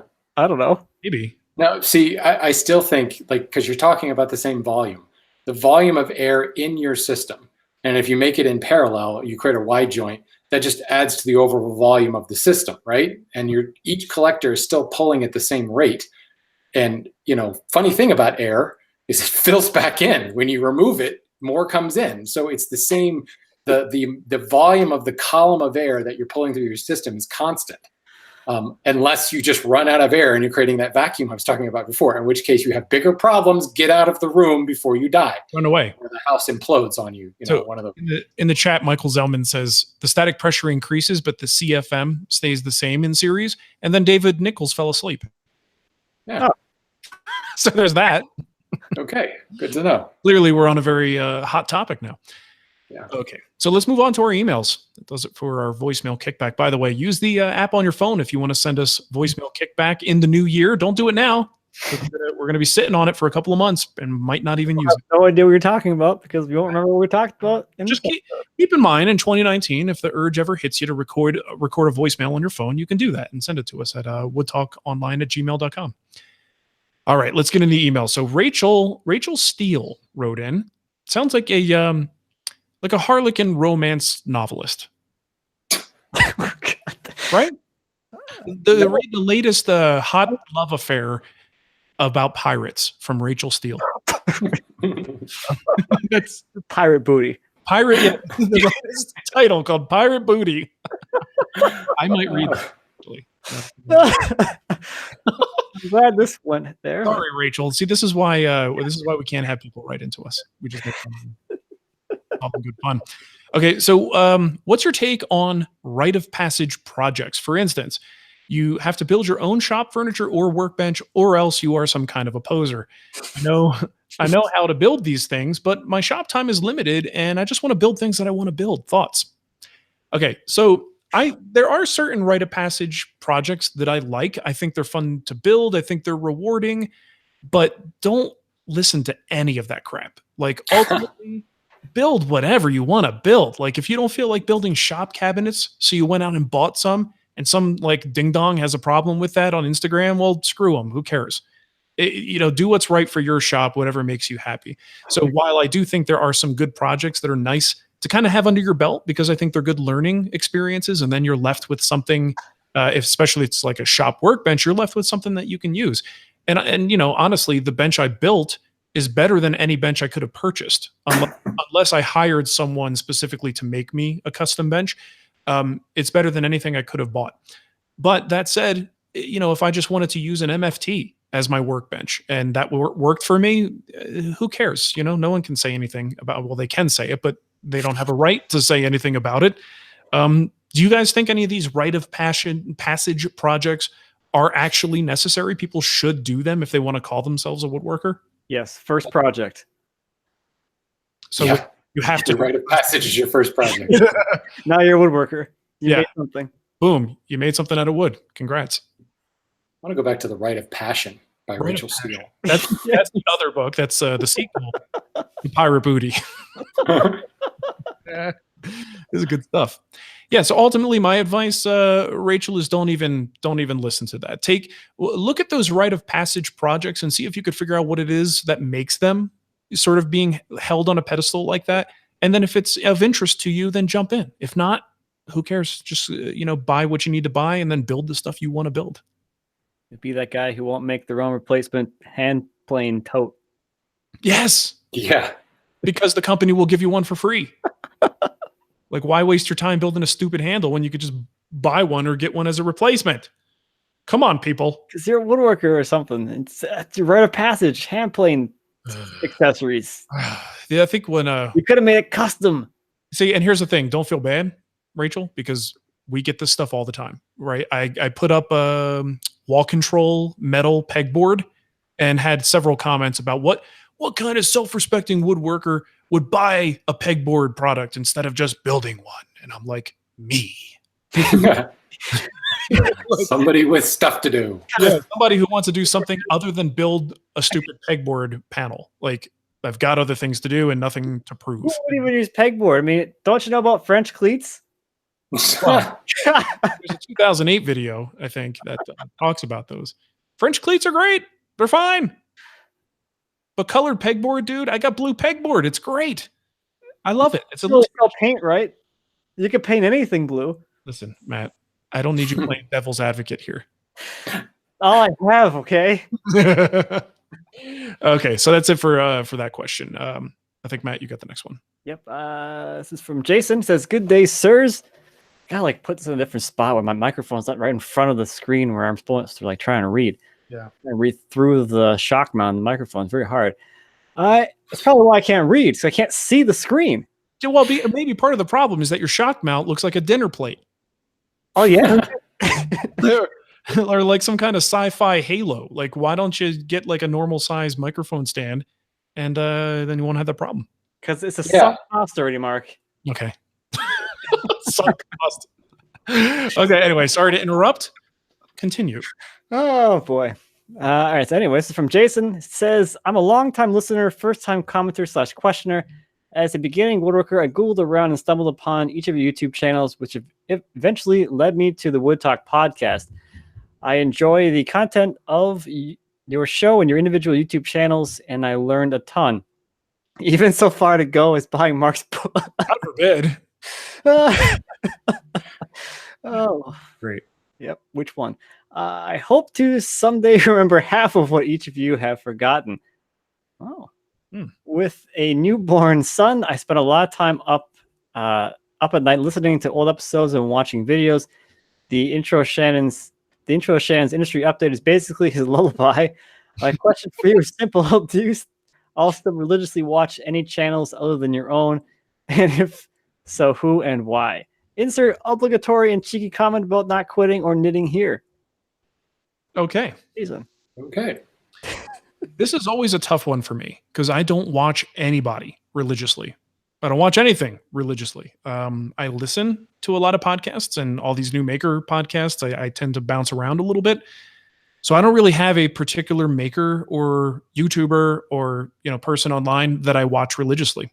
But I do have some podcasts that I listen to. So let's see. A couple of the newest ones that I'm enjoying. and I'm not gonna remember everybody's name, but I do have From the Ground Up already in my feed here. We mentioned that on the last show. The Green Woodworker I've been listening to. If You Build It podcast is pretty good. Maker Vision podcast. The 1 Hour Smart Home. Wait, how'd that get in there? Hold on. Woodshop Life podcast and Woodworkers podcast. A lot of podcasts. Yeah, and that's just a small sampling. I mean, there's a lot of them, and I go through like phases with these shows. But I have the opportunity to listen to a lot of content when I'm in the shop. I don't have the opportunity to sit down and watch really anything. And I play video games, so if I'm going to sit down and do anything, it's going to be sit down and play a video game. But I thought you guys might be more active on the watching side of things. Do you have any must, like, can't miss channels that you pay attention to? No. I hate to say it. I'm like you, Mark, that I have more time to listen, and when I do have time to sit down and watch, it's usually Netflix. Yeah, so, yeah, it's a break from woodworking stuff. Well, but it's an interesting thing. Yeah, some of it is like I don't need more woodworking, and when I'm watching YouTube, it's because I'm wanting to learn something, like I'm looking for something in particular. Learn. But YouTube for me now, yeah, I just wanted to learn. YouTube for me now is like when your inbox gets to like 3,000 messages, and you're just like, I have so many subscriptions in YouTube, and like you log in, you're like, oh my good Lord. And then I just log out. There's just too much here. I give up and I log out. And it's terrible because there is some great stuff out there, but I don't find myself having the time to do it anymore. I kind of wish the YouTube of today was like 10 years ago when I was at a different point in my consumption and my learning curve, where I would have killed to have access to this many smart and entertaining people. And it's just, I'm at a point in my life with 2 kids and a busy schedule that I just don't have the time to dive into it. And I feel bad about it. What about you, Matt? You got nothing going on. That's true at all. It's my life. 0 things going on with my life. It's quite nice. Especially after that third one arrives, there's nothing going on. Oh yeah, that's gonna be fun. I mean, I watch a lot of stuff, but like I don't know, like I'm not into watching woodworking videos anymore for whatever reason. Probably because I make them all the time. So I'm just like, and I subscribe like 700 channels I subscribe to. I subscribe to pretty much like every woodworking channel that I know of, and I'll see them all come in. It's like enough for me to know what people are working on, and I'm happy with that. Just browse by thumbnails. Okay, that's cool. Not that. Like years ago, I would literally watch everything that came through, but now I'm like, I don't need to see another project. If I'm going to watch a video from someone in the woodworking community, it's going to be one of their talking videos where they just like tell you about what they're working on, or one of those kind of things. Because I'm for whatever reason, I'm more into watching those. But you know what? Here's an interesting point. I'm not watching much on YouTube, but I'm watching a lot on Instagram. So maybe the platform's just changed. And I get the impression you guys watch more on Instagram than I do, because you're always like, did you see that? I'm like, wait, I'm late to the party. I am watching a lot of stuff on Instagram because it's also a lot faster. I'm not watching IGTV stuff. I'm just watching stuff that comes into my feed. Yeah. So like, what's his name? His handle's Ramon Artful. Oh yeah. Yeah. He posts videos all the time. I'm watching his stuff. There's just a bunch of people on Instagram that I follow, and just because it's in my feed, it's easier. It's more consumable, and I could do it while I'm taking a doot on a toilet. It's stuff that I can actually keep up with. I watch, like, if I'm going to watch like a project, I've actually been watching a lot more like machining and metalworking videos lately than I do like any kind of like woodworking projects. There's got to be something to what you just said previously about like, if I'm a chef and I'm cooking all day, the last thing I'm going to want to do when I come home is cook. It's true. You know what I mean? I'm probably going to order some food and get some takeout. And it's not the woodworking aspect. It's not that we woodwork all day that we don't want to look at it at night. We're into content production all the time. So when you see someone doing content, I don't know about you guys, but I tend to look at it and I get like, there's things I see and go, oh man, I'm not that creative. I want to do stuff like that with my videos. And it actually stresses me out a little bit. Yes. That part. Right. So that's part of it, where it's not as enjoyable of a process because I'm over analyzing it and not just enjoying it for what it is. Like I watch some of these videos. I'm like, I know how you did that. That's way too much work. Yeah. That's usually the response. Yeah. The amount of gear you have, like just these casual videos that some of our, folks who do what we do. They're throwing their camera on, those little slow moving dolly slide dealy whackers. Like every shot, there's mobility in it, and I'm like, ain't nobody got time for that.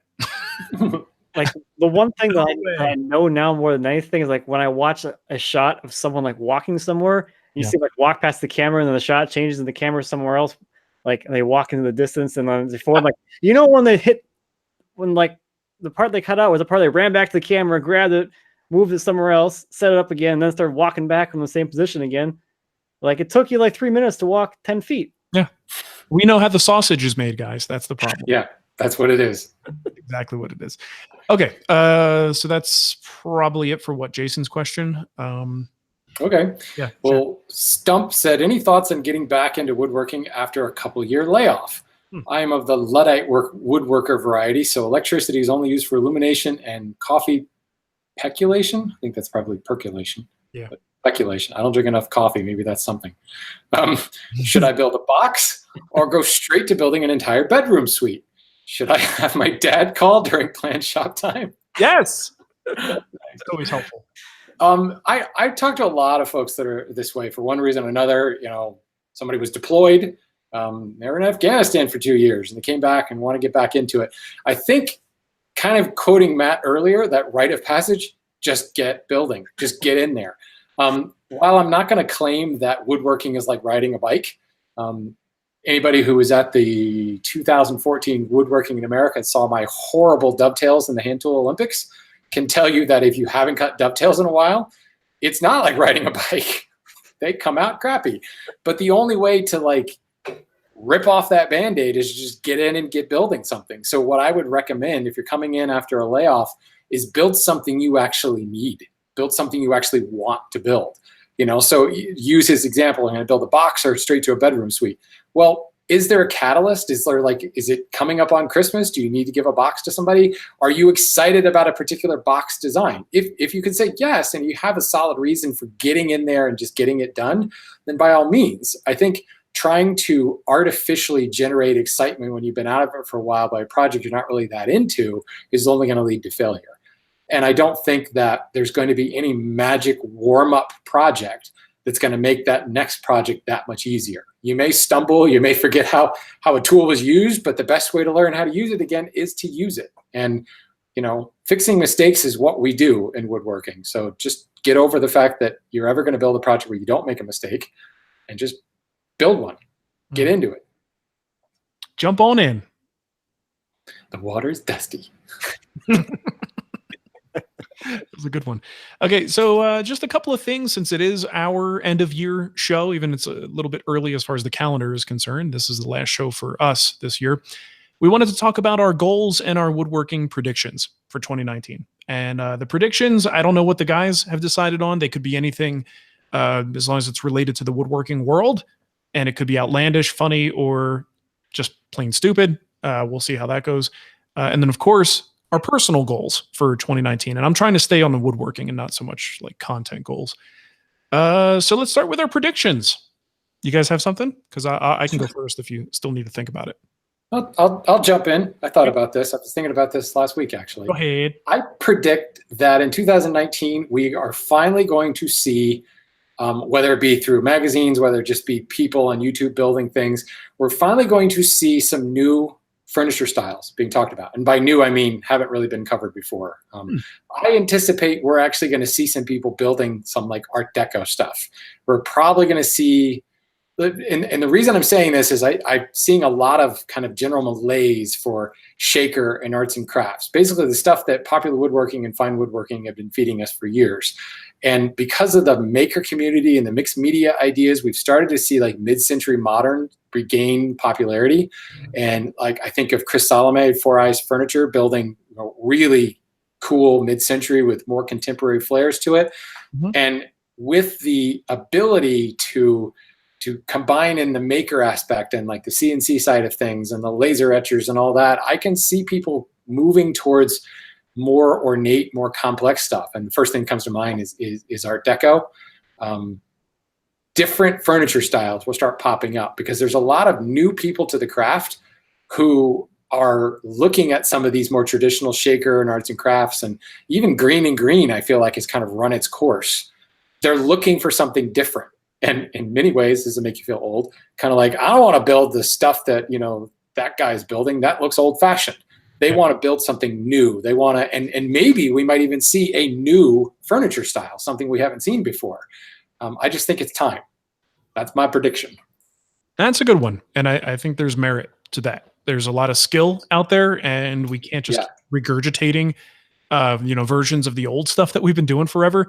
So yeah, I think that the world is sort of primed for a new style that isn't made with epoxy. And the YouTube and the content creation is spurring that on, because everybody's trying to be something different, do something different. There's a positive competitive thing going on that's pushing everybody to do something more interesting and do something better. Cool. I'm excited. I like Very that. excited for that. All right, Matt, you want to go? You want me to go? I can try one. Okay, try. I made this up just now. I think that like live edge slab stuff is going to go mainstream next year, like for real. It's going to start hitting hard. So meaning like Walmart?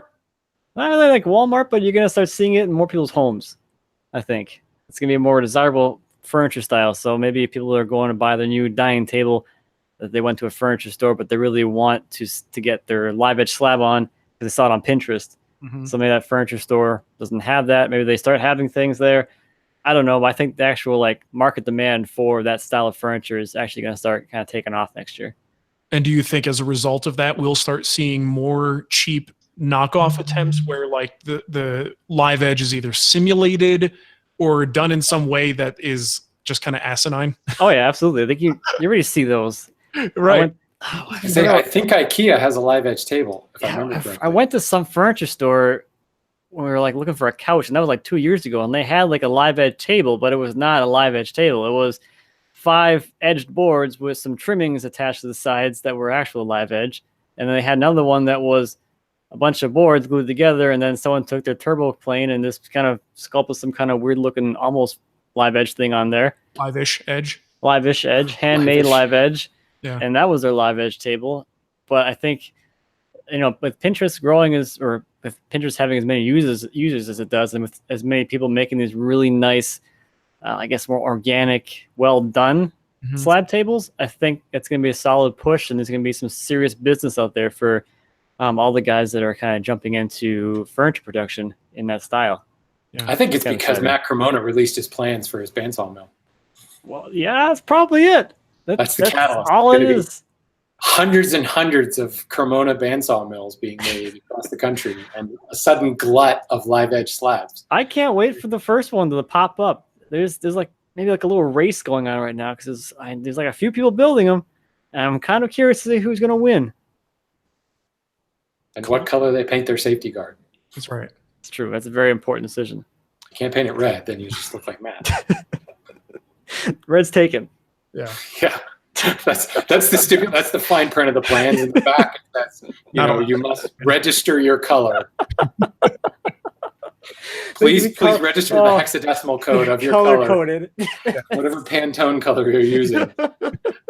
You need a website, bandsawcolorregistration.com. No, we're not doing that again. I'm not predicting I'll be buying any more domains next year. There's my prediction. Come on. My goal for next year. No more domains. All right, I'll get into mine real quick here. I think we're going to see, and this is going more into the content topic than I wanted to, but that's how my brain thinks. I'm sorry. I think you're going to see a paid content landslide. Oh, good Lord, yeah. I think what we've seen with people, just every once in a while, there's waves of people who go like pro with content creation, and they're now in a situation where their livelihood is derived from this. And the market is just very different than it was a couple of years ago. I think you're going to see a lot of people who were traditionally just making free content and relying on ad and sponsorship support, moving very, very aggressively into paid content platforms. And it's already happening, so this isn't really a stretch for my prediction because it's pretty much like a guaranteed. But I actually think it's going to be pretty substantial, and probably people who you may not have expected that to occur, you're going to see that happen. So that's my prediction. That's like a given. No, not a landslide. I'm saying it's going to be like substantial. Like let's say there are 8 people who are like actively doing this to sell like paid memberships for woodworking stuff. Mhm. I'm saying it's going to be 20 by the end of 2019. Yeah, I guess yeah. I mean, like a substantial increase. And the flip side of this is a substantial decrease in the amount of free content that we kind of see as a bit of white noise, making it hard for us to watch people, like we answered in that other question, that there's just too much stuff. I think you're also going to see a significant decrease that comes along with that from some of the bigger channels because of the need to move to a paid platform. I think with that too, I think you'll probably see some turnover with the people that are jumping into it as they kind of figure out that like this is a lot of work. This is hard. This is a lot of work. This is much harder. The tech stack to keep a membership site running is a wee bit daunting. Yeah, this is not easy, and I don't know. I think that's kind of scary too because I don't know. You get people jumping into it, and then they're not doing it anymore 6 months later. And you're like, well, that's cool. Yeah. What about all the people that bought all that stuff? I mean, there's a risk of it devaluing the stuff that's already out there. It could. Make Brooklyn in the chat room says, you're predicting your business model? Look, here's the thing. This has been my business model for over 10 years. The rest of the world is just now catching up. So there's that. I caught up but, a while ago. I think you're also going to see turnover as like Mark was saying, as people decrease the amount of free content, you're going to see greater content. Like I think you're going to see the free content shift. Just like we said earlier about most of us end up watching Instagram, but we don't end up watching YouTube that much. Mm-hmm. The ease of accessibility of YouTube has fallen off pretty dramatically. And for that matter, I'm here daily now. Have you quit YouTube? Have you quit YouTube? Because I haven't posted something in months. Yeah. But it's like, I post stuff on Instagram all the time, all the time. And, it's shifted. The platform for me has shifted. It doesn't mean I quit YouTube. I have every intention of going back to YouTube, but it's so much easier for me to fire up my phone and rattle off a tip or go live on Instagram, than it is to produce. There's the key word right there, produce a YouTube video. Well, and I think as people move towards a paid model, they're going to have less time to dedicate to the free stuff. Yeah. So the platform is going to end up changing. Well, I would say 100% for me. Like a lot of the little articles and blog posts and things that I would have written in the past, those are now things that I'll do on Instagram. So I'm putting tons of content and time into something like Instagram. And if you don't follow me on Instagram, same thing with you. And like you think there are people out there who think we're just not doing anything because we're not on the platform that they're on, which is just the way it works sometimes. Well, okay, so that's it for predictions. How about goals? I'll just jump on mine real quick. Let's see.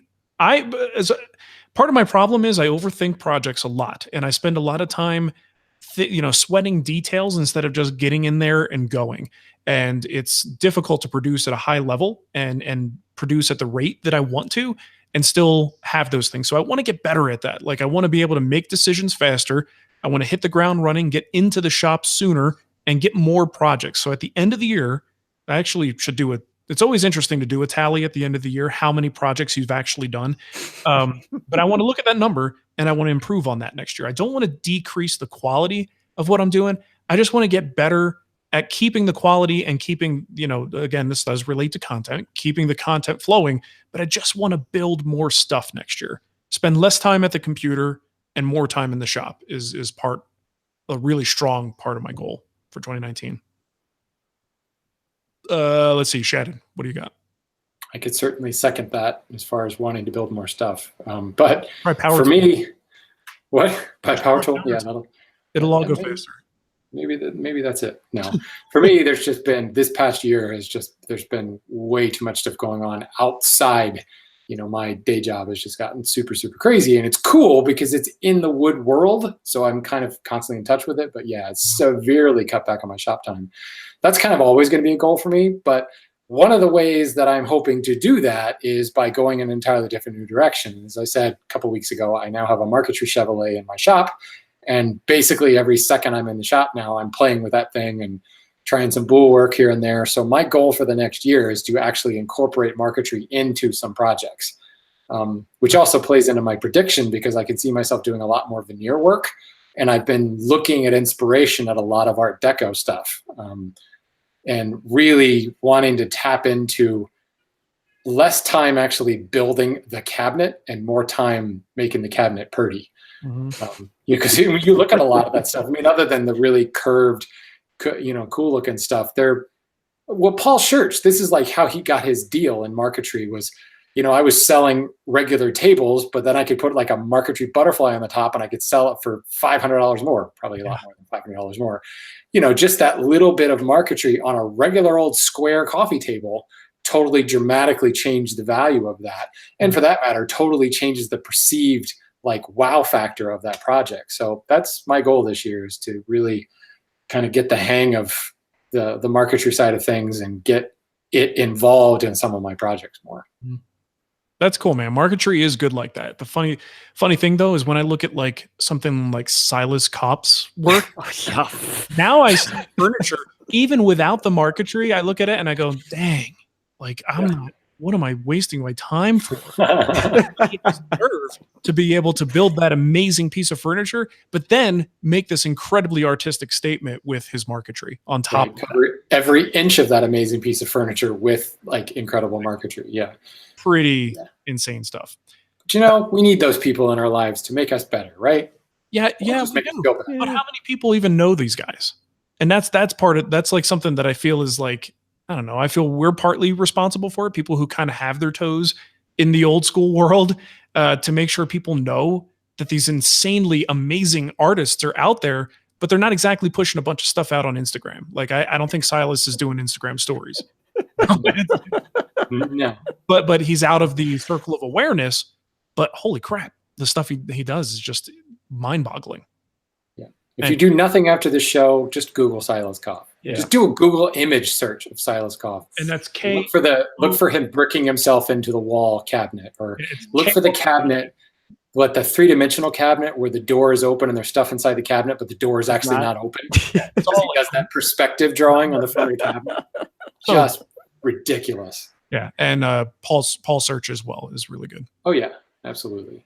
Okay, Matt, what's your goal? I don't know. To learn. Besides have another baby. Yeah, just live through that. Survive that. Survive boy number 3. We'll see. Seriously, that's happening. Could be. I don't know. We'll find out, I guess. Should be it'll be an interesting year because we have the baby coming in March, and we're still looking for a new house. So hopefully we'll find something. There's my goal. I hope to move and have more space finally next year. Oh, that's a good one. And then have that move not totally destroy my life. It will. It will. Thanks, Mark. Hey, you got some heavy stuff to move now, man. I was going to say, you're going to make movers quit. They're going to show up and see the logs and go, I'm out. I'm out of here. Yep. Nope. It's going to be a pretty interesting move from like a content production side of things. I mean, Mark has some really good shop move videos, but I'm absolutely gunning to produce a better, more exciting, more action-packed shop move than all of Mark's combined. I've said it here right now. Good luck with that, dude. Unless you want your tools to tip over while they're moving it. Well, it didn't actually tip over, though. It was a close call. And I will stand on my jointer and do something. Yeah. Actually, I'm not that heavy, so maybe I have like someone bigger than me do it. How about you just stand on your jointer and walk like an Egyptian? Yeah, there you go. Right over the guard. All I can say is it would be nice to watch someone else move for it. Kind of time. That's the YouTube I'll watch. Told Nicole that someone said 2019 we're coming up on a move year for Mark. So yeah, no, we are not moving. Do you want to come out here and move me? That'd be kind of fun. We're not that close. I hear Aurora is booming right now. Yeah, now you want to move to Colorado? I'll help you with that. I could use a Cremona in my neighborhood. I don't know if your neighbors would like me. Yeah, we'll send you out in the middle of nowhere. It'll be fine. Okay, might good. have trouble getting hardwood logs, but maybe. I'll have them shipped in. Here we go. Anything else we got? Goals, predictions, 2019? Have fun. I predict we will have fun in 2019. We're going to and start the goal is to have fun. Are we going to get less snarky or more snarky in 2019? Definitely more. More. I feel, especially from me. Yeah. Seriously, can you go back and find some of Matt's first episodes and then listen to the transformation? No, don't do it. Listen to It's the bad. bad influence It's so that we have terrible. had on Matt. Call a spade a spade. It's our fault. Hey, Matt is snarky now. I said it back. I feel like a year into it. I said my problem when I first started is I respected you guys too much. Seriously, that's just total error in thinking. Step on us. Actually, I didn't play the voicemail because I mentioned this previously that we just had too many voicemails. Someone did leave some feedback about how we've changed, and they said that the dynamic is interesting, and it comes down to the personalities of the people. He said when Vanderlist was on the show, he was more of just the happy-go-lucky, everybody's buddy, not really looking to offend anybody at all, and maybe sugarcoats his comments a little bit, but kind of just the happy guy everybody wants to be around. And then they had the more academic, sarcastic person being Shannon, and then the just complete and total sarcastic person being me, right? So then he says, so then when Cremona came on, we basically brought on another sarcastic personality, so that there are three of us, and we don't have anyone to temper the sarcasm on the show. And it's like, it can't be helped. It is what it is, because we're basically podcasting with people who we think are just good, able to do this show, and people we like and all that stuff. So we can't exactly turn, Cremona into Vanderlist. That would be silly. But it is interesting to see, like, maybe that's a good part of what's happening, is this is just the personality mix that's on the show right now. And it is what it is. Maybe. But I thought it was an interesting analysis and he's right. Vanderlist was totally that, happy-go-lucky dude that everybody would want to hang out with. And we're just still is. Go ahead. What? He still is. Oh yeah, he is. Except for he's like doing his own thing. He's like work and family and stuff. He doesn't care about us. Work, family, and paddle boards. Yeah, that. All right. Well, I think that's going to do it for the show. It's been a great year. I think. Merry New Year. Merry New Year. And happy Christmas and all that good stuff. And I'll tell you what, this year has been fantastic. I thought 2018 in particular is when I feel like the audience participation, the pickup of voicemail contact, the amount of like dialogue back and forth with the audience has been fantastic. And so speaking directly to the audience, this is something that I want to thank you folks for sticking with us. And in spite of what some people think, we do love doing the show. And we wouldn't do it otherwise. And I think 2019, things are going to get even better. We've got this little kick up in quality on the show. We're going to start doing the live show like we did today. This was just a test run. I keep forgetting we're broadcasting. I know. People are watching right now. So it's going to be fun. It's going to be a good time. And, we're not going to quit yet. Not yet. Not yet. Maybe. I predict we won't quit in 2019. That's a solid prediction. I'm with you on that. I predict we take a summer break. break. We do kind of have a seasonal break for every season, don't we? We do now. Yeah. Surprise. We don't. We will. All right. So thank you for listening, everybody. Thanks for sticking with us, and we will see you in. You want to do the contact information before I totally close on we'll see you next year. Yeah. So this is a special one because we won't see you till next year. If you have comments, questions, or topic sessions, keep them to yourself. Hang on to them. Hold that thought. Yeah, if you have questions, send them in. Just recognize we probably won't see them for a while. If you have comments or questions, by all means, send them to us. Just probably they won't make it on the show because it's no fun when you're listening to a show and somebody's commenting on something that happened 3 months ago. No one knows that. Mm-hmm. No one knows what's going on. So, but by all means, send us a voicemail, use your voice memo app, and send it to woodtalkonline@gmail.com, or go to our contact form at woodtalkshow.com/contact, or just leave us a comment on the website.